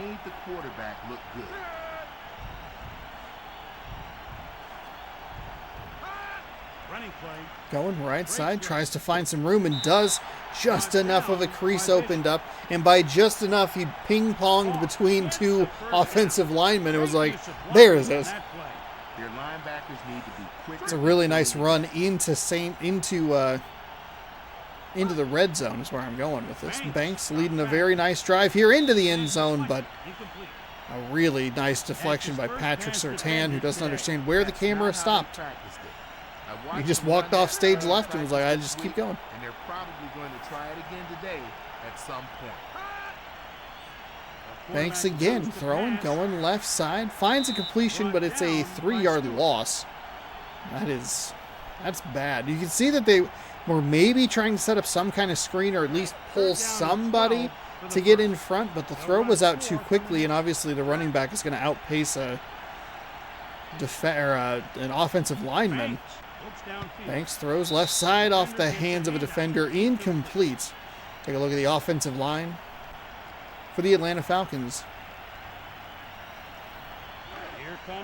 Fourth down and 12. So Matt Stover is going to come out. Will he make it? Will he make this kick? No, he didn't. He missed. He missed it. No. Are they hitting the top of the... It looks like it's going to clear the upright, but it just doesn't. It's like someone programmed the left and right uprights and programmed them to like go up to a certain point, but then the hitbox extends all the way to the ceiling. And that kick drifted right, and we have another missed field goal. Oh my goodness. I thought that one was going to be good. It just kept going. Well, Lee Woodall with a tackle there, silencing the St. Louis crowd apparently. At the 31-yard line. The Rams and the Rams, their crowd. Oh yeah, hey, we're applauding now.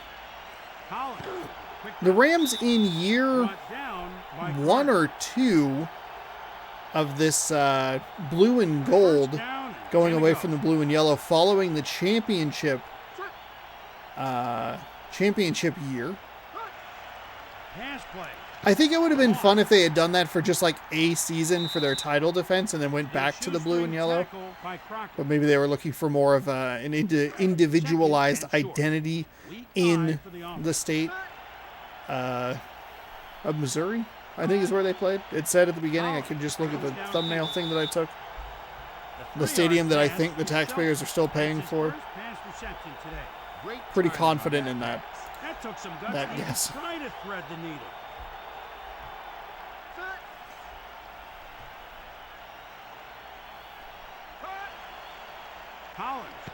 Collins throws, and he finds a receiver on the left side. The clock will continue moving. Tiki Barber with his first catch. That'll go for 2. So with New York Giants connection.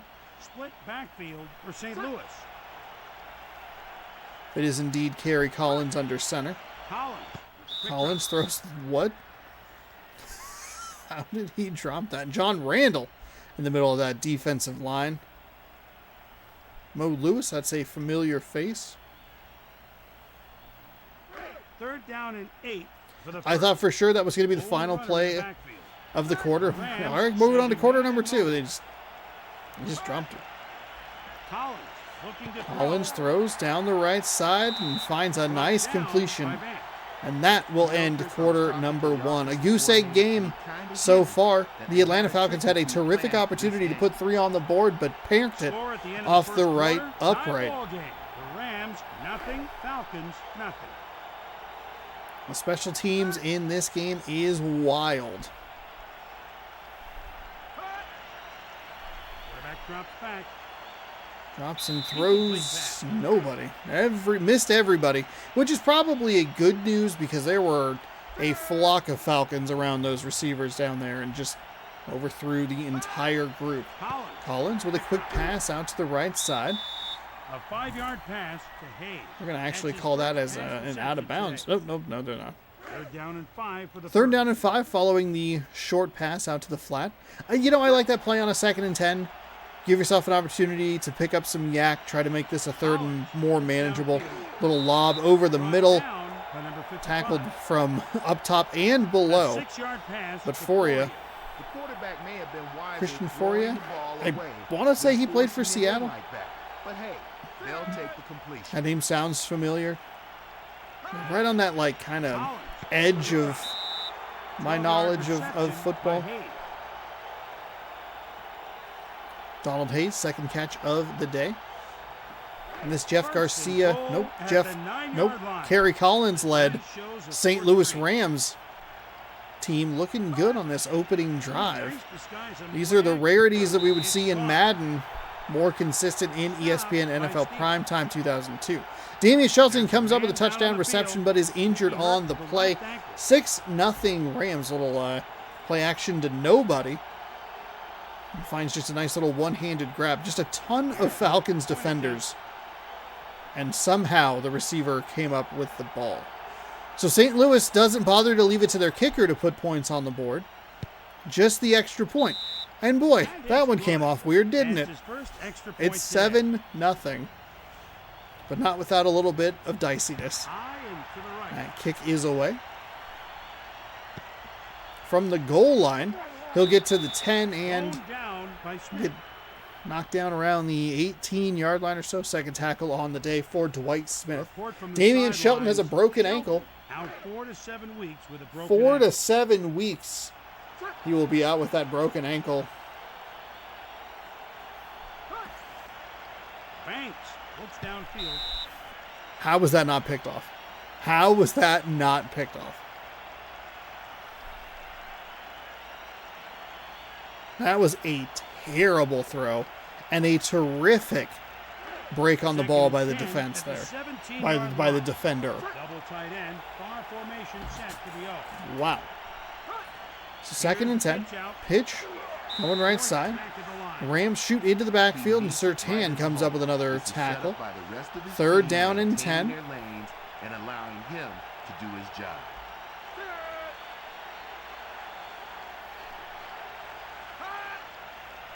Banks. 3rd and 10. Deep throw down the right side, and Banks comes up with a nice completion.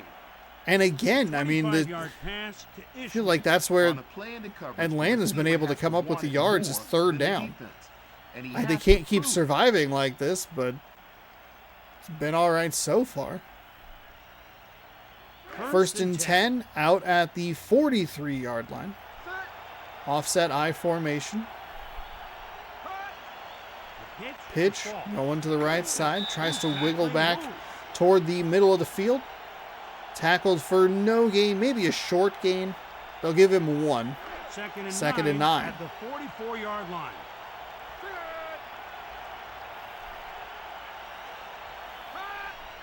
Banks. Drops and fires, going for that one-handed grab, but Surtain with the deflection. Or defense. Dang it, I gotta erase years of calling that pass deflections. There is a pretty nice throw toward the sideline. You got to stop trying to get all the yards on 3rd down. They get 1 yard on 1st down, a couple incomplete passes, stalls the drive out, and it will go to Mark Royals of Appalachian State to punt the ball away.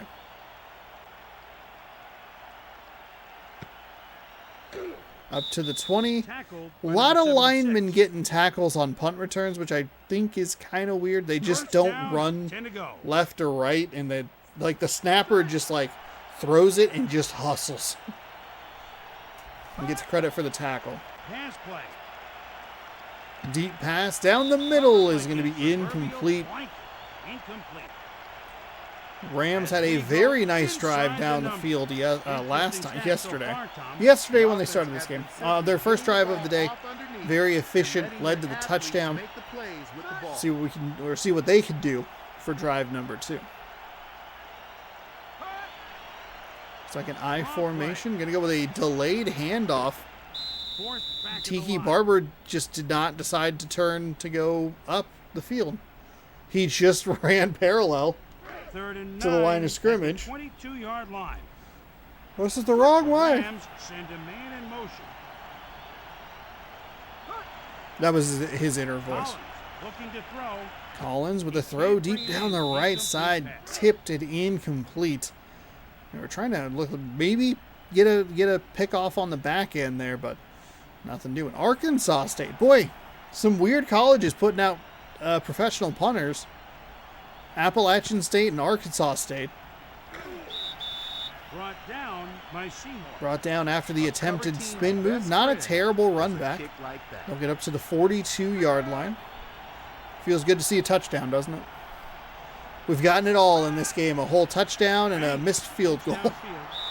hitting the receiver Really the just as perfect ball arrived. combination. He's able to charge Matt Stewart, loose and 2 force tackles, the has a QB incompletion. knock on his line as well. 2nd down and 10.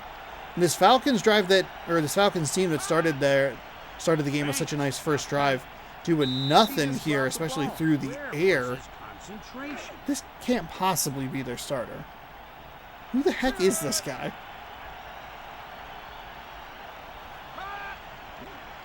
Banks looking to throw. Banks throws. That should have been intercepted. How was that not picked? It's the 2nd time Banks has thrown a pass to the left side that has been severely underthrown and perfectly read by a Rams defender that just can't come up with it. Bruce!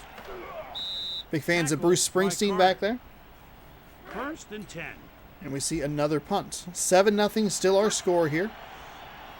Defense is kind of taken over and maybe some not great play calls. The quarterback looks to pass. Quarterback throws right side into double coverage. Hey, spoiler alert, that's a bad idea. Defended today. Mo It's a Lewis, very, the very linebacker, bad idea. Who is excellent at dropping into coverage. He has the speed to recover from fakes and still make the play. Draw play. Thrown down by Randall. 3rd and 9 at the 21-yard line. Collins looks down. Collins throws and finds a receiver right at that line to gain. Typically this game is very nice when it's a play that's that close. It usually gives it to the offense, which it does in this scenario. Down to a minute and 8 seconds in the 2nd quarter. They said that very weirdly. Nice tackle by the Falcons on Tiki Barber. Second down. With less Tinky than a Winky minute Barber. before halftime. Throw set. Receiver in the slot for the Rams. Rams, nice throw up the left side. Collins calls a timeout as they approach midfield.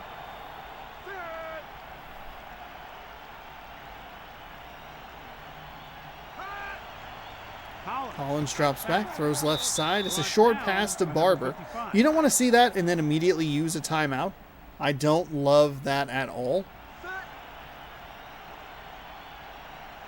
2nd down and 6. Collins drops back. Deep pass down the middle. Finds the wrong team. Falcons doing a nice job to stop or put a stop to that drive. I thought that was going to be a clean reception for the Rams defender, but somehow that was an interception and it looked like it was going to be a completed pass. What was that? And then we've seen the Rams come up with 2 terrific defensive plays that just result in batted balls and not picks. Very weird. That was almost a disastrous play for the Falcons. It's a really early whistle, it felt. 3rd and 2 at the 21-yard line. As soon as that knee hit, they were like, that's it, play's over. Falls forward, past the first down marker, and that will give them 1st and 10. Not a lot of urgency out of this Atlanta team. It makes sense. They're deep in their own territory. Don't make a mistake. Almost made a mistake. I thought you were playing better than that. 9 seconds to go, 2nd quarter.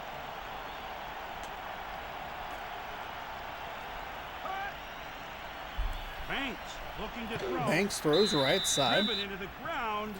Grabbed and thrown down.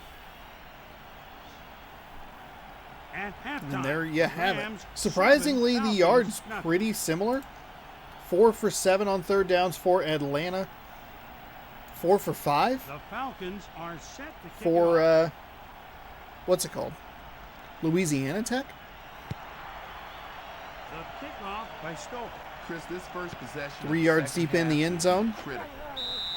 He'll be dropped short of the 20, so he'll get probably a 20-yard return, but could have just taken a knee and helped his team with 3 yards of field position. 1st and 10 from the 17. St. Louis getting the ball up 7. And a pretty back and forth first half. Looked like St. Louis. I really thought St. Louis was going to take control of the game, but then they threw the interception. How to disguise your coverage. The quarterback And that said misread that's and it was Atlanta nearly a pick. having their defense just kind of keep them in it.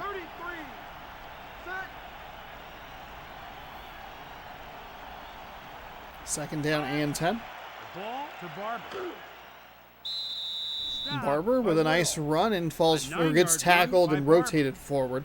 They'll give him 9.5 on that one. Second and short.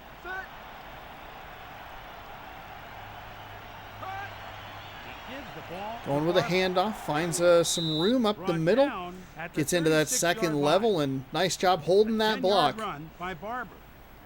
So Barber could run right into your spine, out of the backfield. but still pick up the first down. Offset I formation. The quarterback looks to pass. Floats the pass, it's deflected and incomplete. That's his first pass defended today. Oh, he's lucky the DB didn't catch that pass because that would have been 6 points.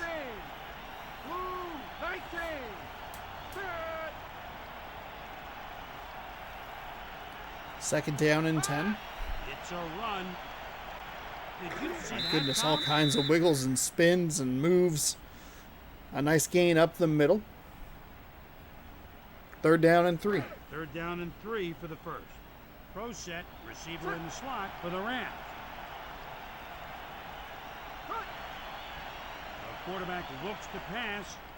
Deep over the middle off the hands of what looked like it was a defender on that one. Richardson Could not come down with the interception, but forces the incomplete pass, and it'll be 4th and 3.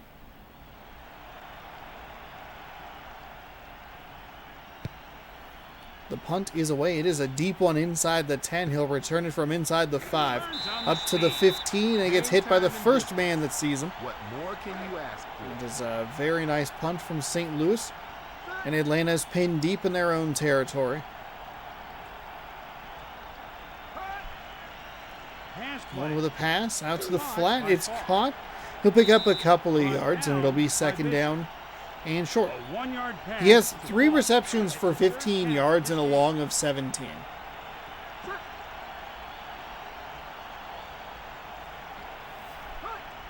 Second down and 10. And pass plays like that are, obviously why. Where you go like, oh, that's a catch, and then nothing. No yards. Third down and 7 following the 3-yard gain.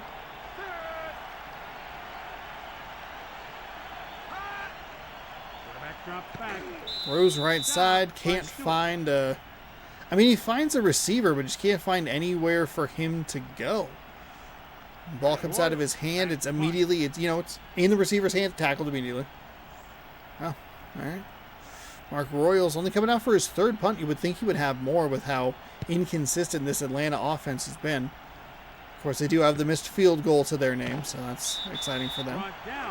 Tried to run away from the guy on his right, got smacked down by a guy on his left. It's 1st and 10 from the 41-yard line. Rams come to the line, tackled. That's his 5th tackle Yeah, today. would probably give him a I'm impressed loss with of his 1 on the ability to play. Get in there and disrupt the play before it gets started. 2nd and 12. Flag 33. Flag 33. Set.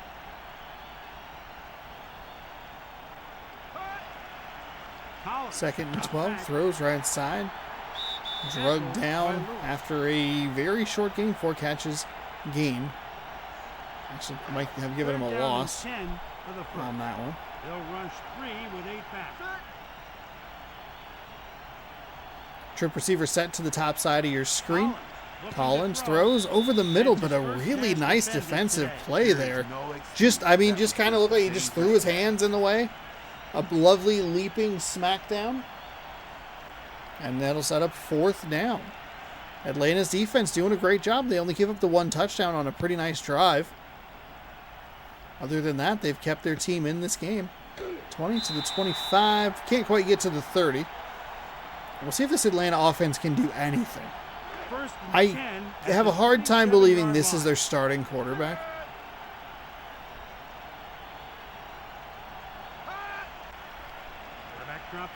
They're going to go with another short pass. This one looked like it was more of a designed screen. 17-yard Using false speed. You can see a little bit more of a pocket breakdown, which, you want the defense to rush up the field so you can sneak some guys behind, set up some blocks down the way, and get a nice gain. That time it's a defective pass, 1st and 10. Looking to throw. Left side, tipped and incomplete. It looked like he had his receiver there, but Gary Baxter, Dikembe Mutombo, no. Those passes, he's going to get pulled. And just a really nice break on the ball there. We've seen that consistently from this, from these back-end defenders for St. Louis. That's just terrific.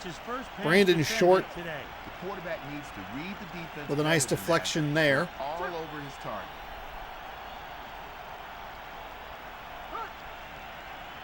Banks looking to throw. Deep down the head, just missed everybody. Too long for the receiver he was aiming for, too short for the guy that was actually open. And the screenplay is as positive as this drive gets, as they will punt it away here. Mark Royals getting that leg warm, kicking it away. 20 and not a whole lot past that. Other center with tackle there. 1st and 10 at the 22-yard line. 4-3 defense for Atlanta. Collins looking to throw. Wow, a sack. Great move. Really nice. Either just a really long developing blitz or a delayed blitz, safety blitz, something like that. Just finally gets to him. 2nd down and 18. This is good news for the Atlanta Falcons. They're going to pile on a couple more negative yards. Set up, what, 3rd down and 20 maybe? 3rd and 19? When a defender gets in there that quick. 3rd and 18. They'll actually give him no gain on that. It's a good opportunity to try and shift the field position here. We're going to go with a draw play. Tries to find some room up the middle. Finds a little bit, but I mean, I think at that point you're kind of just like, hey, we're reserved to punting. It's fine. No big deal. Maybe we'll burn out the rest of the time here in the 4th or the 3rd quarter. Oh, okay, yeah, they're going to burn the rest of... Wait, what is happening? Stopped by Lewis. Boom, they don't understand how important field position is in winning a football game. At the end of the 3rd quarter, the Rams lead by 7.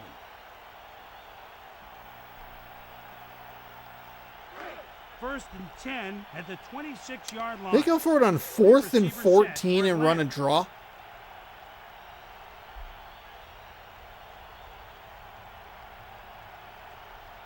What on earth just happened? They didn't... Why didn't they punt the... Why did they... What? Quarterback drops back. Caught by Falk.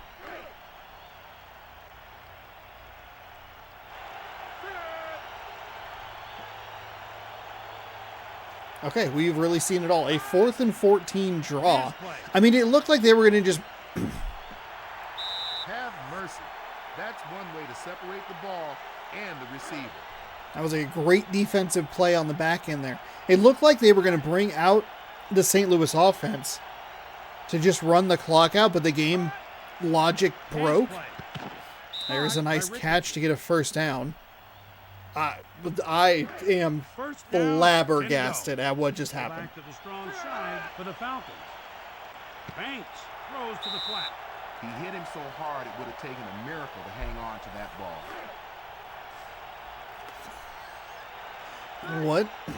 What an unbelievable series of events that wow. Banks with a throw and hit and just incomplete. Pass catcher's not doing a great job just in general in this game.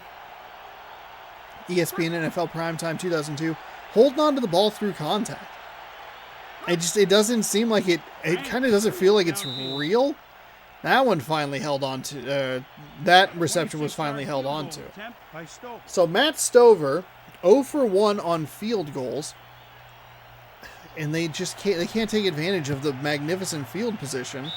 And that one's good. Okay, 7-3. First field goal today. Lee back to receive the kick. High kick towards the end zone. High kick. It's going to be 3 yards deep in the end zone. He'll get up to the 10, the 15. Run into his own man and then get tackled right around the 20-yard line. Number 20. Pete DiStefano. On the play. Looks like a pulled Stefano? hammy,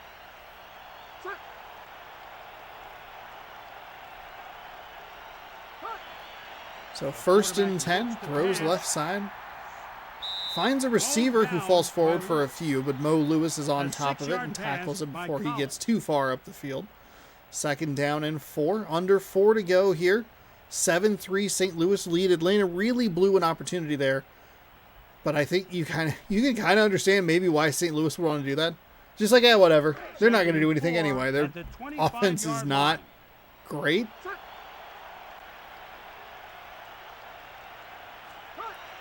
See them shift into a bit more of a 4-minute offense. They still leave a lot of time on the play clock, and then they throw passes like that deep down the field to hit nobody.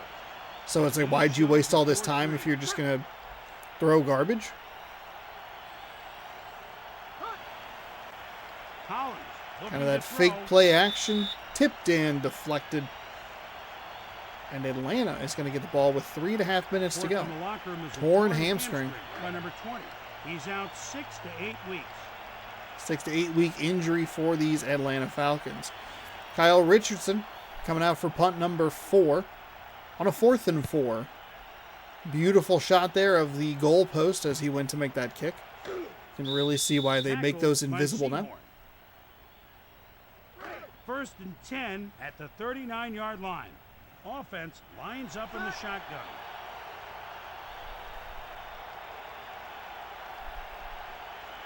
The quarterback looks to pass. Atlanta steps and throws. It's intercepted. It's intercepted. Interception of the game. I mean, finally. It feels like he's been throwing bad passes all day long, and St. Louis was bound to pick one off. That time it just kind of sailed a little too far in front of the receiver. They'll go with a draw, spin move, and not a whole lot doing there. Atlanta definitely going for that big play down the field, trying to get something going. 2nd down and 3.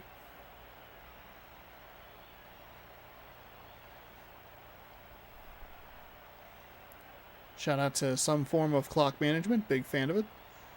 As long as they don't throw an incomplete pass, I'm okay with what they're doing. When they do that, then I get a little annoyed. 3 to go.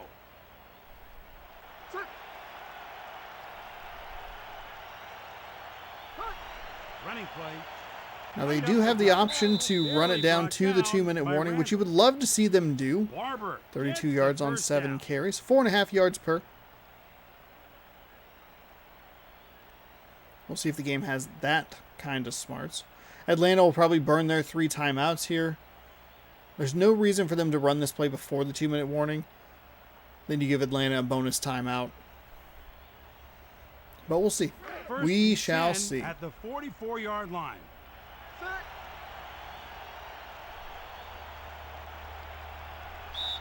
All right. Pretty solid. Pretty solid. All right, Atlanta's got to use timeouts starting now.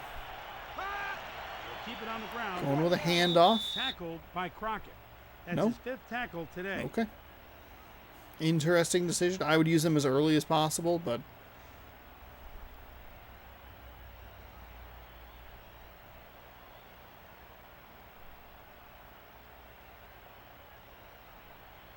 they're not going to give themselves enough time. St. Louis is just going to wind this down. 2nd and 7 at the 48-yard Why did they not line. take a timeout?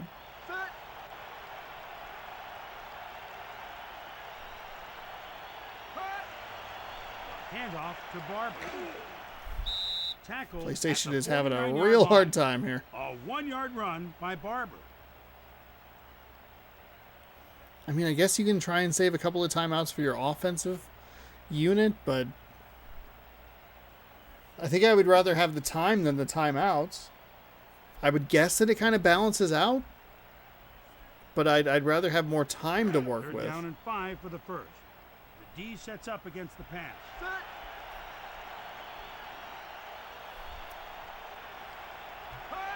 They'll keep it on the ground.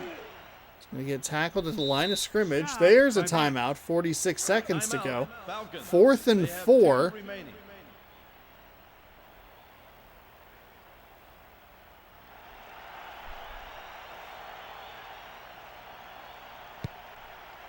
The kick is away.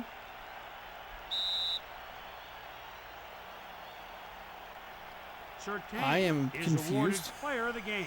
When you're Patrick awarded the Surtain, team's 6 best of tackles, the and best, interception. that's something Okay, so that is the Atlanta ball. Falcons send a man I thought there was a genuine possibility that they qualified that as a muffed punt, and then pass. St. Louis just got the ball back There's anyway. nothing more intimidating than that kind of hit.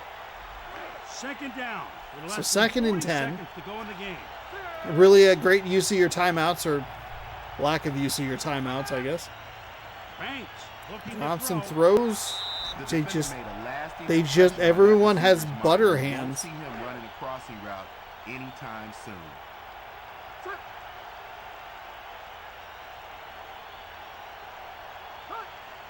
The pitch out.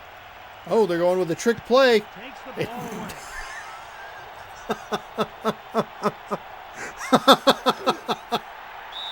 Brought down by Ishmael. It's his We have first two of the interception most of the game. bizarre St. Louis ball. plays I think we've ever seen here in random rosters. Don't you dare call a timeout. No. You had your opportunity and you blew it, Atlanta.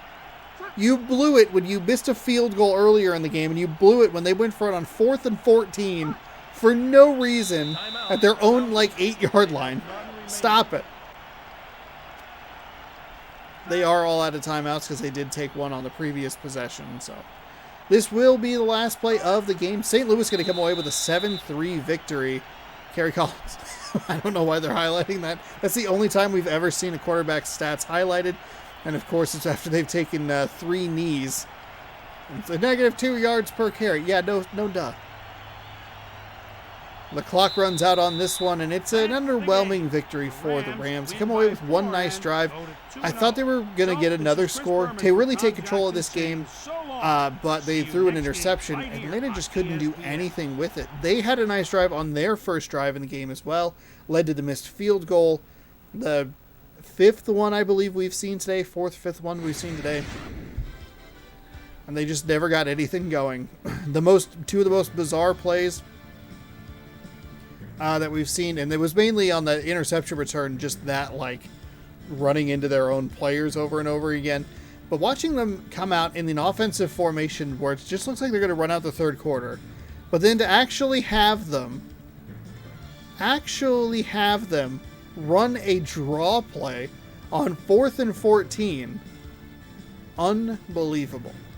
All right, the All-Star game for the MLB is in Seattle this week. You can catch the MLB The Show 23 version later tonight, 6 p.m. Pacific time, right here on the channel, live from T-Mobile Park. It's in the MLB The Show 23. I just want to make that perfectly clear. I am not broadcasting the actual All-Star game. That is a copyright nightmare that I have no interest in dealing with. So I figured I'd give Seattle the opportunity to play here in our little random rosters.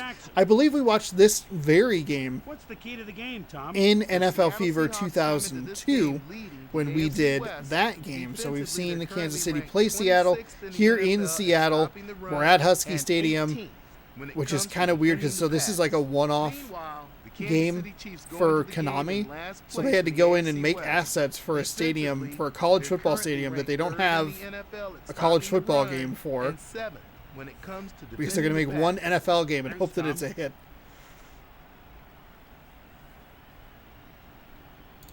All right, welcome to our 4th and final game. Martin Gramatica, third-year pro from Kansas State, going to kick us off.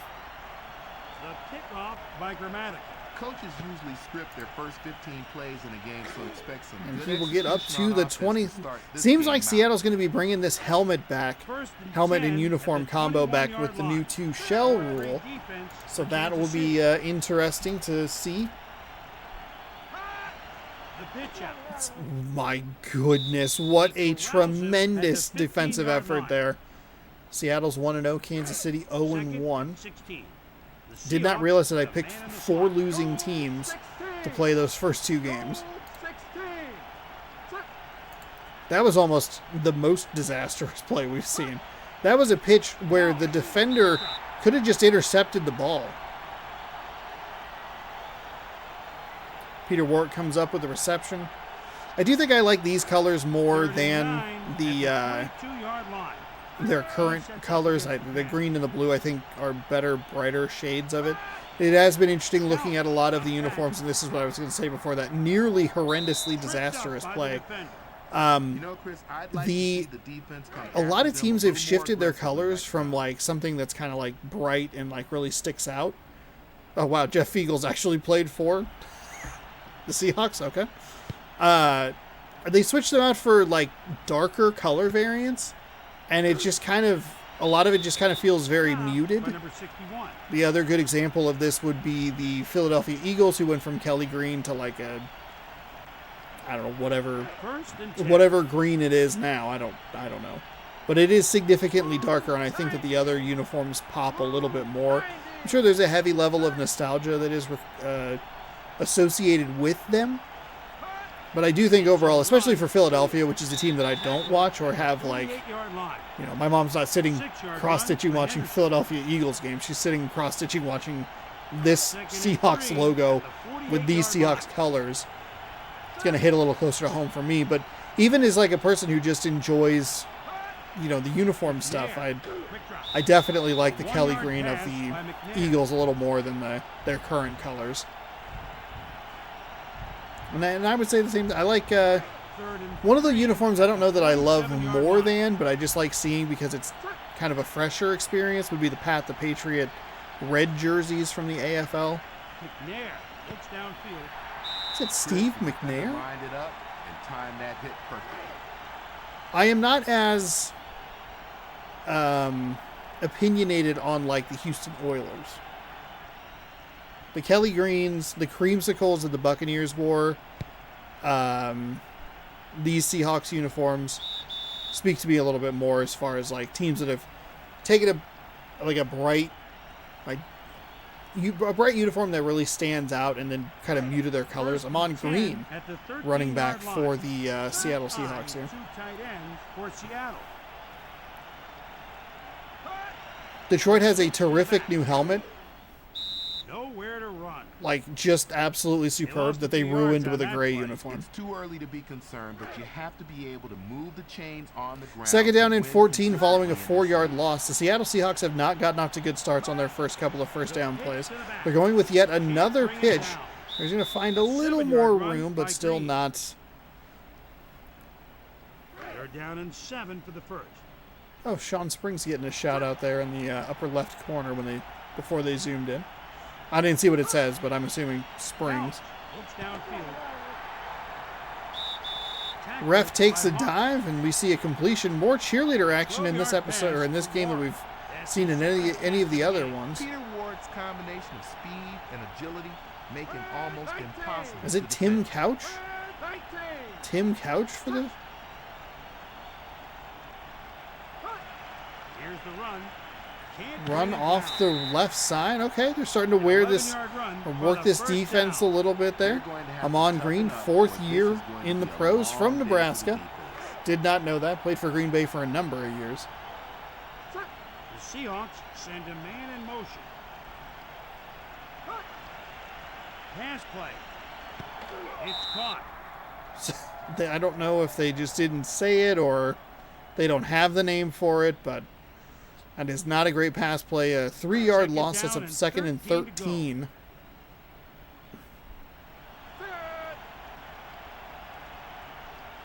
Starting to at least see a little bit more offense here. It is Tim Couch. Into triple coverage. Finds a receiver. 14-yard reception. by number 14-yard gain on the play. It'll be first down and 10 inside Kansas City territory. I do like how neatly the Seahawks logo fits between the 45-yard lines.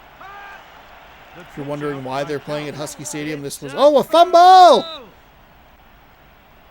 Recovered by the offensive line there. Seattle played in Husky Stadium for a few years, 2, maybe 3, while their stadium was being built. It underwent a bunch of name changes since it's been built. It was like Quest Field. It was Seahawks Stadium for, I think, the initial season. It was like Quest Field for a while, Lumen Field, CenturyLink. It seems like they can't get a sponsor to stick. Nowhere to run. I don't think they have really anything that would like... They were stuffed. Something went Nothing terribly from their wrong. past would really Just like... throw that play out. 3rd down and 13 for the first. Bring in the Like Green Bay's is nickel Lambeau Field, right? I'm sure most of them are all back. It's downfield. corporate names anyway, so who cares? Complete pass. Nothing doing on that pass play. It's 4th and 13. Looked like Seattle was going to start maybe a more promising drive, but kind of stall out around midfield. It'll be 4th and 13. We will see a punt here.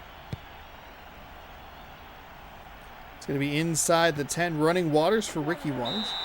Tackled at about the 15-yard line, and that will help us to get to the end of quarter number 1.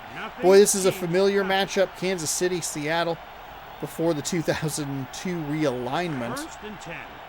Watched a lot of AFC West matchups as a kid. They played out in the yard while they were on. Handoff. Nowhere to run. Seattle Seahawks, the only team to switch from the NFC or from one conference to another in the realignment, which added the Houston Texans. Houston, oddly enough, when the MLB realigned, they were the only team to move from the NL to the AL. They moved to the AL West, and now they are at the 14-yard line. forced to be reckoned with.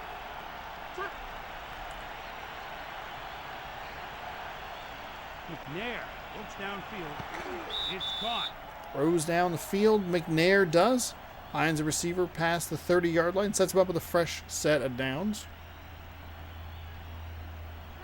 1st and 10 at the 32-yard line. Throw set 3 wide for Kansas City. It's a run. Moves like Oh, a that. beautiful Get him spin on move to get up the field. NFL And we are going to back. see the longest run we've seen all season long. He is He free and scored. clear. 10-5 touchdown. 67-yard run for the 67-yard run. We've seen Give that ball to so the many guys running up backs with front. fewer than 67 yards and in an entire game. Of course, I looked to check a baseball score, and I missed the start of that play. So Kansas City takes the lead The extra point attempt at 6 to by nothing. Gramatica. Looking for the extra point from Martin Gramatica, third-year pro. Kick is up, and the kick And is it's good. That's his first extra point today. I don't think they have the background right, like at all, from the Husky Gramatica, Stadium. The kickoff. Up to the 20, and he is met immediately past that 20-yard line. First Fun down, little shot there 10 to of go. Steve McNair on the sidelines, cooling off. 3:49 to go here in quarter number 2. Quarterback drops back. Couch throws right side, finds a completion in between all of those defenders. 15-yard reception. How are those the completions that this game gives, but then they get Warwick is not afraid to so back much as anyone like to the flicked football. on the ankle, and they're, oh, I dropped the ball. Whoa, no. I seem to have dropped it. He gives the ball First to and Green. 10. Ramon Green trying to find some room to work with, but they're kind of blocked up with hit boxes there and nowhere to go. 2nd and 9 following the 1 yard Second down gain. and 9 to go.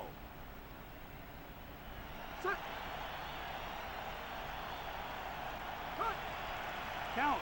Couch throws right side. Brought Tries to down find at some the room there. 41-yard line. A 4-yard pass by Count. Well, they'll give him 4, but they'll call it third. They'll give him 4, but it's a 5-yard difference. 3rd and 4 after the 2nd and 9. Couch drops back, throws. The throw is high, but Will get the first down that's a and really nice move a there 6-yard by pass Marlon by Barnes to pick up the yards. Count. To pick up the yards 10 at necessary for the 48-yard first down. line. I thought that play was doomed. The throw was high, which made the receiver go up in the air, and obviously The pitch you're not to going to be able to get a clean, like, just, catch and run. Made a man miss and able to pick up the first down. 2nd and 9 at the 49-yard line.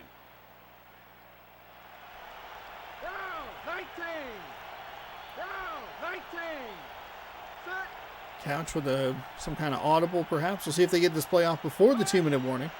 Just due. Looking to throw. Couch with a throw. It's At the 2-minute warning. It's really Chiefs weird. 7, That throw was Seahawks high and it nothing. kind of like went off the fingertips. And you see the receiver kind of come in like behind the play, and it looks like every time I'm tricked into thinking that they're going to go for the reception, and then they just fall into the other players.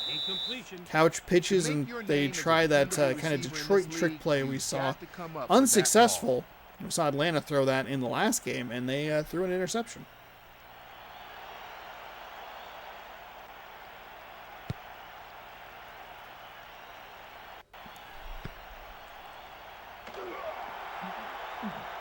Way too early on the spin move there. As we take a look at the Seattle Seahawks defense, finally getting a moment to get their faces shown. First down and 10 to go. The offense is in a strong I formation. McNair. From the 20, throws it. That one's high again, but received right at the line to gain. Marcus Robertson. That's one of the few times we see that play right on the line to gain. Not go in favor of the offense. I was anticipating a 1st and 10. Instead, it's a 2nd and short. Doesn't matter. They pick it up anyway with a run to the left side. 68 yards on 3 carries for Warwick Dunn.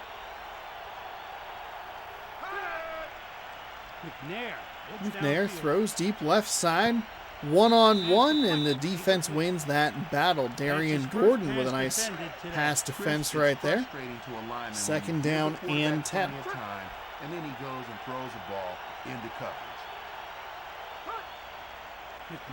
McNair throws a quick pass to the right side. Quickly calls a timeout after the nice grab. It'll be 1st and 10 from the 48-yard line. I like that play a lot more than the previous play. Just a short little drop and just let it rip. Pitch to the right side. Dunn met in the backfield. They call a timeout immediately. Kind of makes you wonder why they even bothered calling a run in the first place. 2nd down and 11.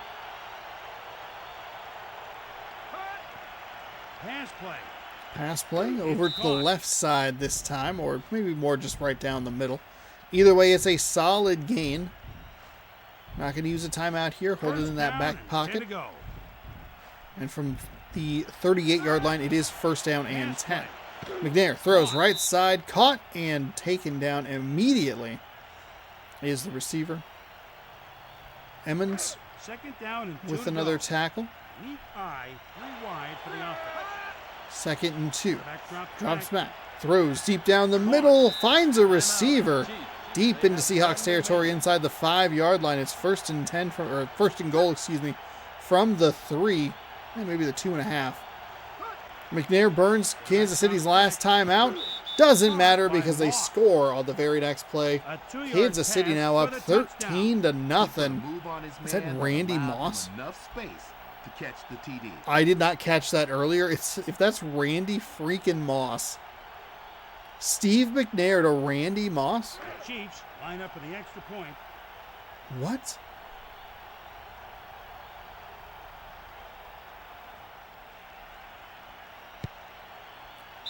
Kick is up. The kick is good.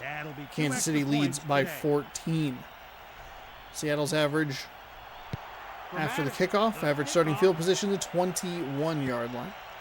He's going to run up the right sideline, and he'll get right about that average, maybe a couple of yards extra, short of the 25, but a 1st and 10 for Seattle.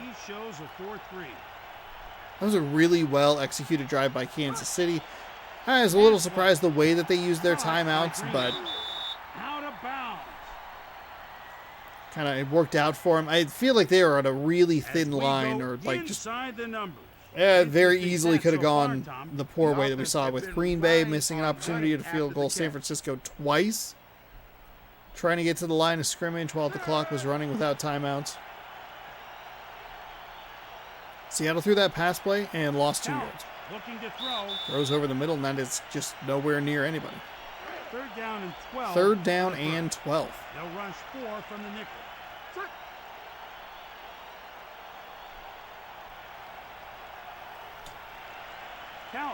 Couch throws right side, finds Amon Green. He just ran out of bounds for some reason. I don't know why. That was a 3rd down. I am very confused. Jeff Fiegel's coming out for another punt. Kick is away. Should end the half here. It's actually a pretty good return into Seahawks territory. Lead by 14. Seattle's 2 for 6 on third down conversions. And Kansas City is off to a very, very good start. All right. Before we get into the second half of action, Ashland. What in the world is Ashland? I don't even know what that is. We're going to take a quick break, and I will be right back with more ESPN NFL Primetime 2002 for you after this brief moment. Great time to make sure that you've scrolled down, subscribed, rang the bell, and you'll be notified when I post new videos. You can keep up on all of the NFL action every Tuesday right here on the channel. Thanks for hanging out, and we'll be right back momentarily.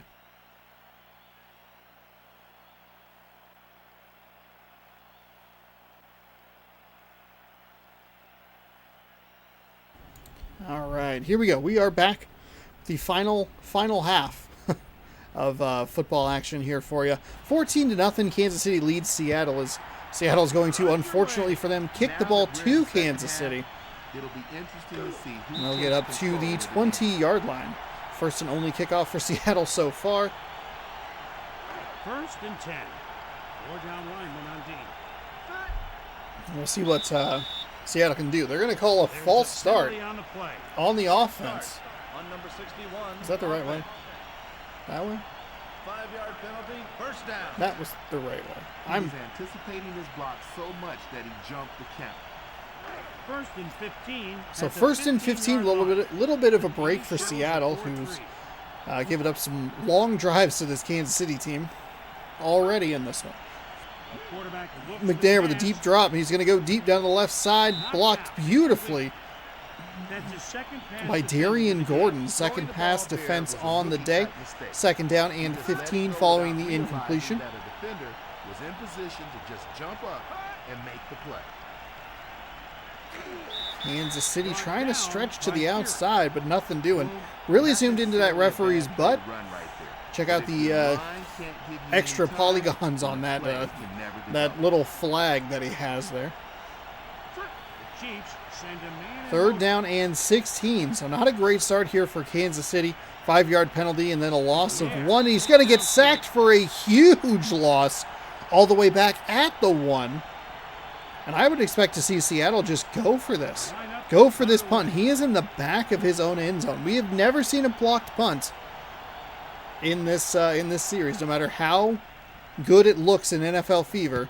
Not even close that time. All right, cool. Thanks, Seattle. It's going to be really good field position for the Seahawks. That is about as disastrous a start as you can have. Kansas City was setting up for that that rollout deep throw that we've seen a few times so far in this season. Seattle, though, did a really nice job as Tim Couch throws into double coverage and finds a completion. Seattle did a really nice job to make sure that they sent pressure. I think part of the problem is that the defense drops back to guard the pass.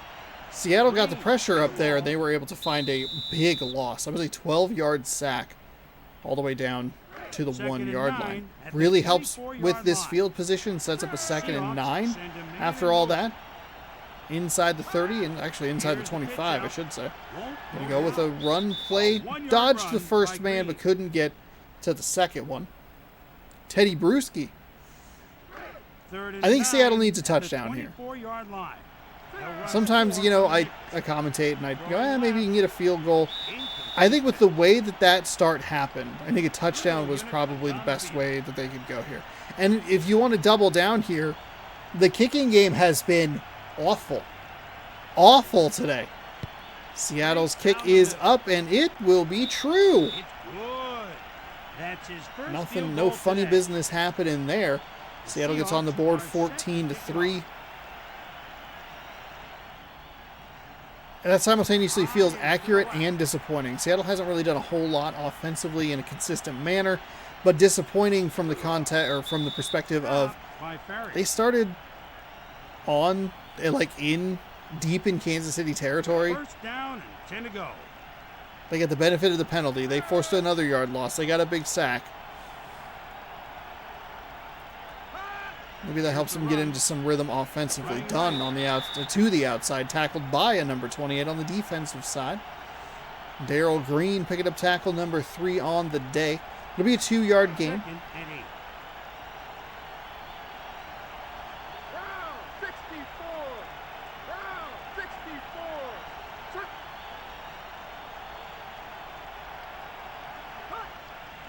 McNair drops back, deep throw down the right side. One-on-one, he threw it a little too far.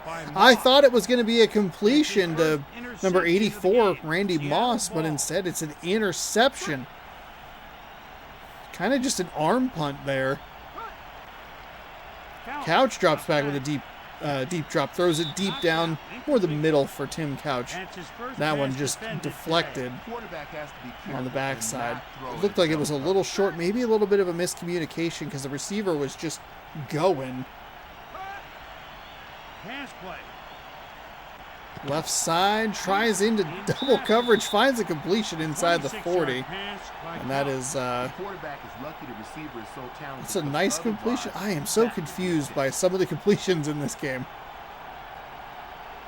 They were more shocking last week when we kept seeing one-handed grabs and a lot of success in double and triple coverage. So it's not as surprising, you know, week number 2, but still like, huh. Was a really nice job to get that defender off of him. Going to go with some kind of a stiff arm there, and then gets around the corner for 9. Weak eye, 3 wide for the offense. Couch, it's downfield. All right, there's a nice completion left side there. I don't know why we're seeing so many cheerleaders here.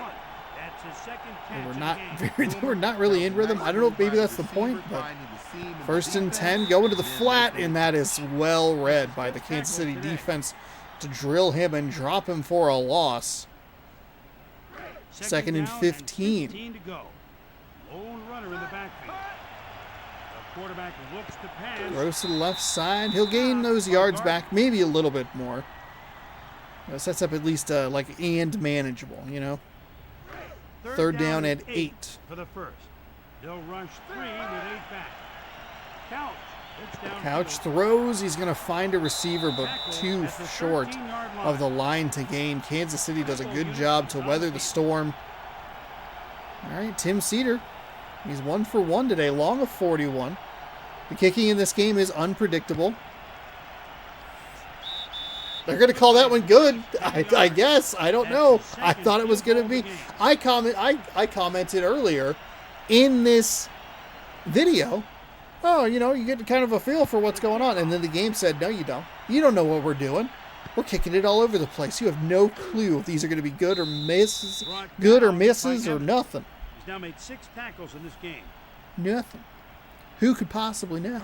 First and 10 at the 24-yard It looked line. like, so we had one that was in one of the earlier games, to the New England game. It looked like it went right over the top of the goalpost, but they called that a miss, and that one was, I guess, over the top of the goalpost, but in just enough to be good.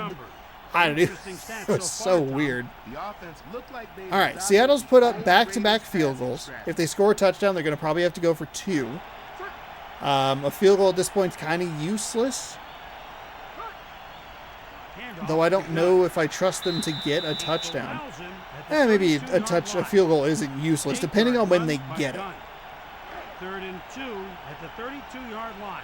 If they get it before, like, say, the halfway point of the fourth quarter, okay, then you could argue it. But anytime after about 2:30 in the fourth, I would argue is bad. Of course, sometimes, you know, coaches leave easy points on the field.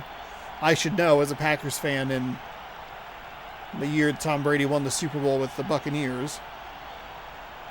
Yeah, we're going to kick the field goal to go down by 5 and trust the defense and the officials to not give the game to Tom Brady. Idiot. First and 10 at the 42-yard All right, line. Kansas City burned a bunch of time in the huddle, and that'll run us through the end of quarter number 3. 14-6. Seattle playing better here in this third period. More consistently on offense. Interception helps. I mean, that was defensively the perfect third quarter. You take that first drive that Kansas City has, you drive them all the way back, get them off the field quickly. You get a turnover from Steve McNair. not a whole lot more can go right. They don't put any points on the board. As we see them really taking their time in the huddle here. Close game. Second down and 11 to go. Goal line offense for Kansas City. Here's the handoff. Going with a handoff. They got all of what they needed. Second down and 11, and Warwick Dunn burst through that hole on the right side. 99 yards on 8 carries. That average is going to look real good. He runs right through people. He doesn't have enough carries to have those lower yardage outings average out the big gain that he had earlier. Strong eye, receiver in the slot for the Chiefs. Handoff. Going with a run again. Stood up and dropped after a pretty good gain there. Second down and short coming up. 2nd and 4. Technically the shortest of the medium.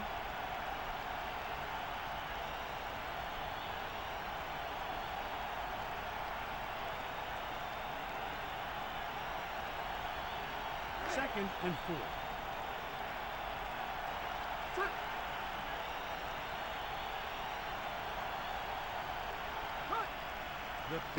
Oh my goodness, we saw a play like that in the first half.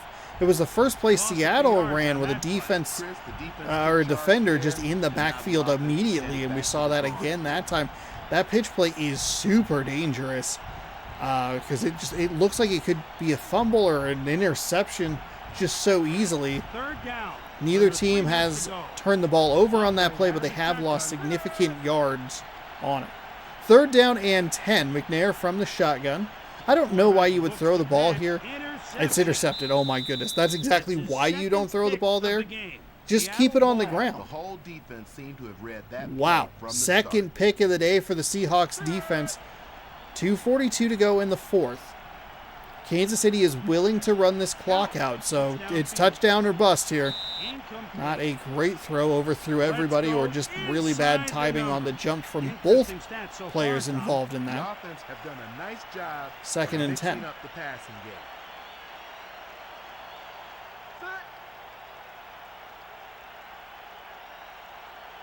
We have not seen a lot in the way of comebacks this season. I don't think we've really seen anything in the way of comebacks this season. So Seattle was down by 14. Caught for the first down. A 34-yard pass to Warwick. Peter Warwick's physical skills. Oh wow, Peter Warwick. So they have a ultimate playmakers in the NFL. Wow, that's a really nice bomb down the field there by Tim Couch. 10 at the 25-yard line. So Warwick Dunn's on the other side and Peter Warwick. They stood next to each other. They'd say Warwick Dunn's name. 2nd and 10. Now there's a jersey spot. High formation, receiver in the slot. 2nd down and 10 following the incomplete pass. Couch drops back, throws, and that just was terrible. The defender, thankfully for Tim Couch, had his back turned to the play the whole time, but we've seen that a lot of just kind of players running into a hitbox over and over and over again.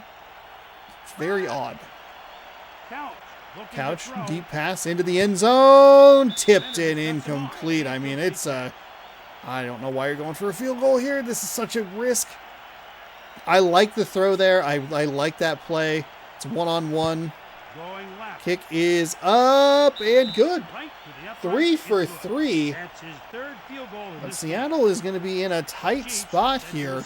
They've put up 3 field goals, which is good. Unfortunately, they just cannot get it into the end zone. And it's not like they're settling for long field goals consistently. It's just Kansas City's defense is doing a great job once they get inside that 30-yard line, 20-yard line. It's going like, no, you can have 3, but we're not giving up 6. Bending, but not breaking. I'd like to see Seattle ideally use timeouts here, but we'll see. Warwick Dunn is going to pick up a first down. That's the first down you can give up. It's really just a timeout change a little bit. Instead of having one timeout, you have none timeouts. Pitch, and they're going to stop them. I don't love the clock management on the defensive side. Offensively, I think it's pretty solid. It's far better than, like, really unfairly comparably better than NFL Fever 2002 or 2003. I don't know that it's as good as Madden. Granted, Madden's a little bit more seasoned in that sort of thing. I think the fairer and more interesting comparison is something like NFL Fever 2002 specifically, because these were both first entries in those franchises. At the 29-yard line. The clock management is good on one side. It's good on the offensive side in this game, but the defensive side leaves a little to be desired. There should be 40 extra seconds on this clock for the Seattle Seahawks. Throw down the left side, and of course it gets caught. Oh, just a disastrous play for Seattle. They played so well on defense, but I think that is just about going to do it. A valiant comeback. Went for the tip and the pick, or either, maybe both, and just could not come up with it. So Kansas City, kind of in a similar way to when we saw, who was it? Was it New England, I believe? They got hot at the right time, scored a couple of touchdowns, had the big running play down the right sideline. First and 10 at the had the nice drive to cap off. Kansas City did. Kansas City. That's all they really needed. Defense held in there just enough to make it interesting. Couple of interceptions. A really solid first defensive stand. But 14 points, it seems to be a little bit too much for some of these teams to come back from. Would have loved to have seen a 2-point conversion to try and tie the game. I'm curious to see when they start wanting to go for it on fourth down, like how late. 3 carries for negative 17 yards. All right, it's 4th and 13, but the Seahawks are out of timeouts. And that will do it for this one. Kansas City 14, Seattle 9. We'll simulate the rest of the games. Get you scores, get you standings, and we'll get you out of here.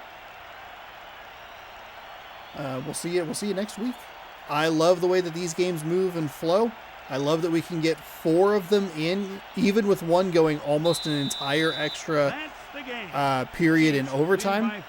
Still So this is Chris Berman for Tom Johnson under the saying the so 2-hour long. 40-minute See mark, you which next is game, which is right great. here on ESPN. All right, exit the game. Yes, I did save at the halfway point, and I'll make sure to pop a save real quick. All right, so we will. Oh, just in the last 3. All right.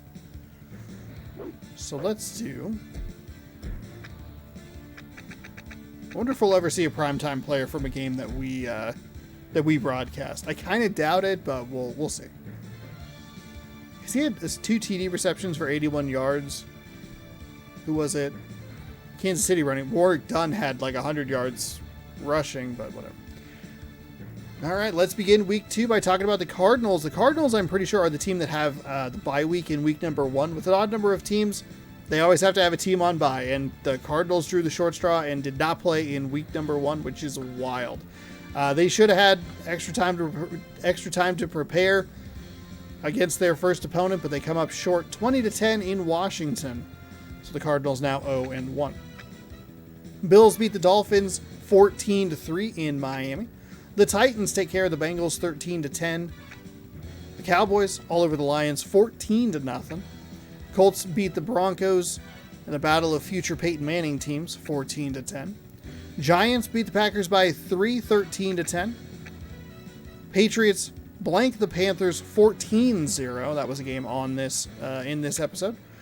The Buccaneers squeak by the Eagles by a field goal 10-7. 49ers in overtime in a fantastic mess. They win 3-0 in New Orleans. In the second half of our NFC West rivalries, we had the Rams beating the Falcons 7-3. Bears beat the Jaguars 17-3. Chiefs take care of Seattle in Seattle, 14-9. Pretty good game there. That was our fourth and final game of the day. Raiders beat the Jets 13-6. Steelers over the Browns 20-10. And the Ravens take care of the Vikings 17-7. Primetime players: Jimmy Smith, 2 touchdown receptions, 81 yards for the AFC offensive side. AFC defensive side: Barry Minter, 8 tackles, a forced fumble, a fumble recovery, and a pass defended.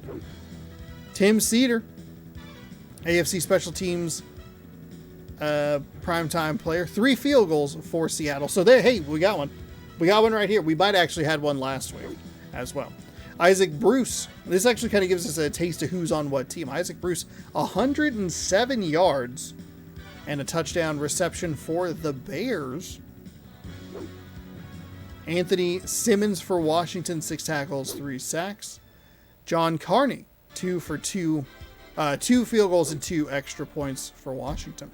Those are your primetime players. I forget exactly who we had.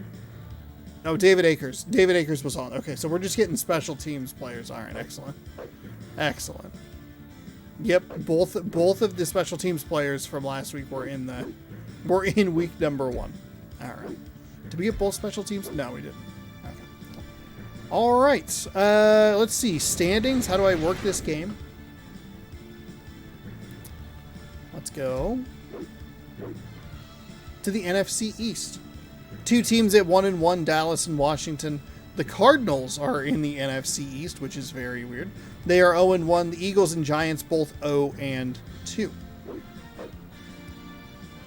The Eagles and Giants have not really ever been competitive. The Eagles almost made the playoffs last season, but then they faltered in the last couple of weeks. This has always been the Cowboys division since we've been doing this. And we're in season 5 and they're on top. So great. Excellent. The Rams, they lead the NFC West. They are 2-0. 49ers even their record up at 1-1. Falcons, they lost today, so they fall to 1-1. Panthers and Saints both 0-2. The Panthers, by the way, have not scored a point. They have been outscored 24-0. They do not have an offensive point. What? Is there anybody else like that? No? Okay. So far, no. Keep an eye on it. Oh, the Lions. The Lions, they're going to join that. They're going to join that group as well. The Packers are 2-0 with the Buccaneers in the NFC Central. The Bears, Vikings 1-1, and the Lions 0-2, and they have been outscored 24-0. In the AFC, we have the East, which is led by the Bills at 2-0. The Colts, Dolphins, Patriots, and Jets all at 1-1. I thought the Patriots were all by themselves, but the Colts were 0-1 last week, and I just totally blanked that. In the AFC West, the Raiders are on top. Ooh. Oakland did this game? Yeah. Oakland on top at 2-0. Chargers are 1-0. Okay. Chiefs, Seahawks, Broncos all 1-1. And then in the Central, the 6-team Super Central. Everybody else has scored points? Okay, good. Excellent. In the 6-team Super Central, we have the Ravens on top at 2-0, Steelers, Bengals, Titans, Jags 1-1, and then the Browns all the way down at 0-2. All right, there you have it. Thanks so much for watching. Thanks for hanging out. Hopefully you enjoyed week number 2 of this franchise.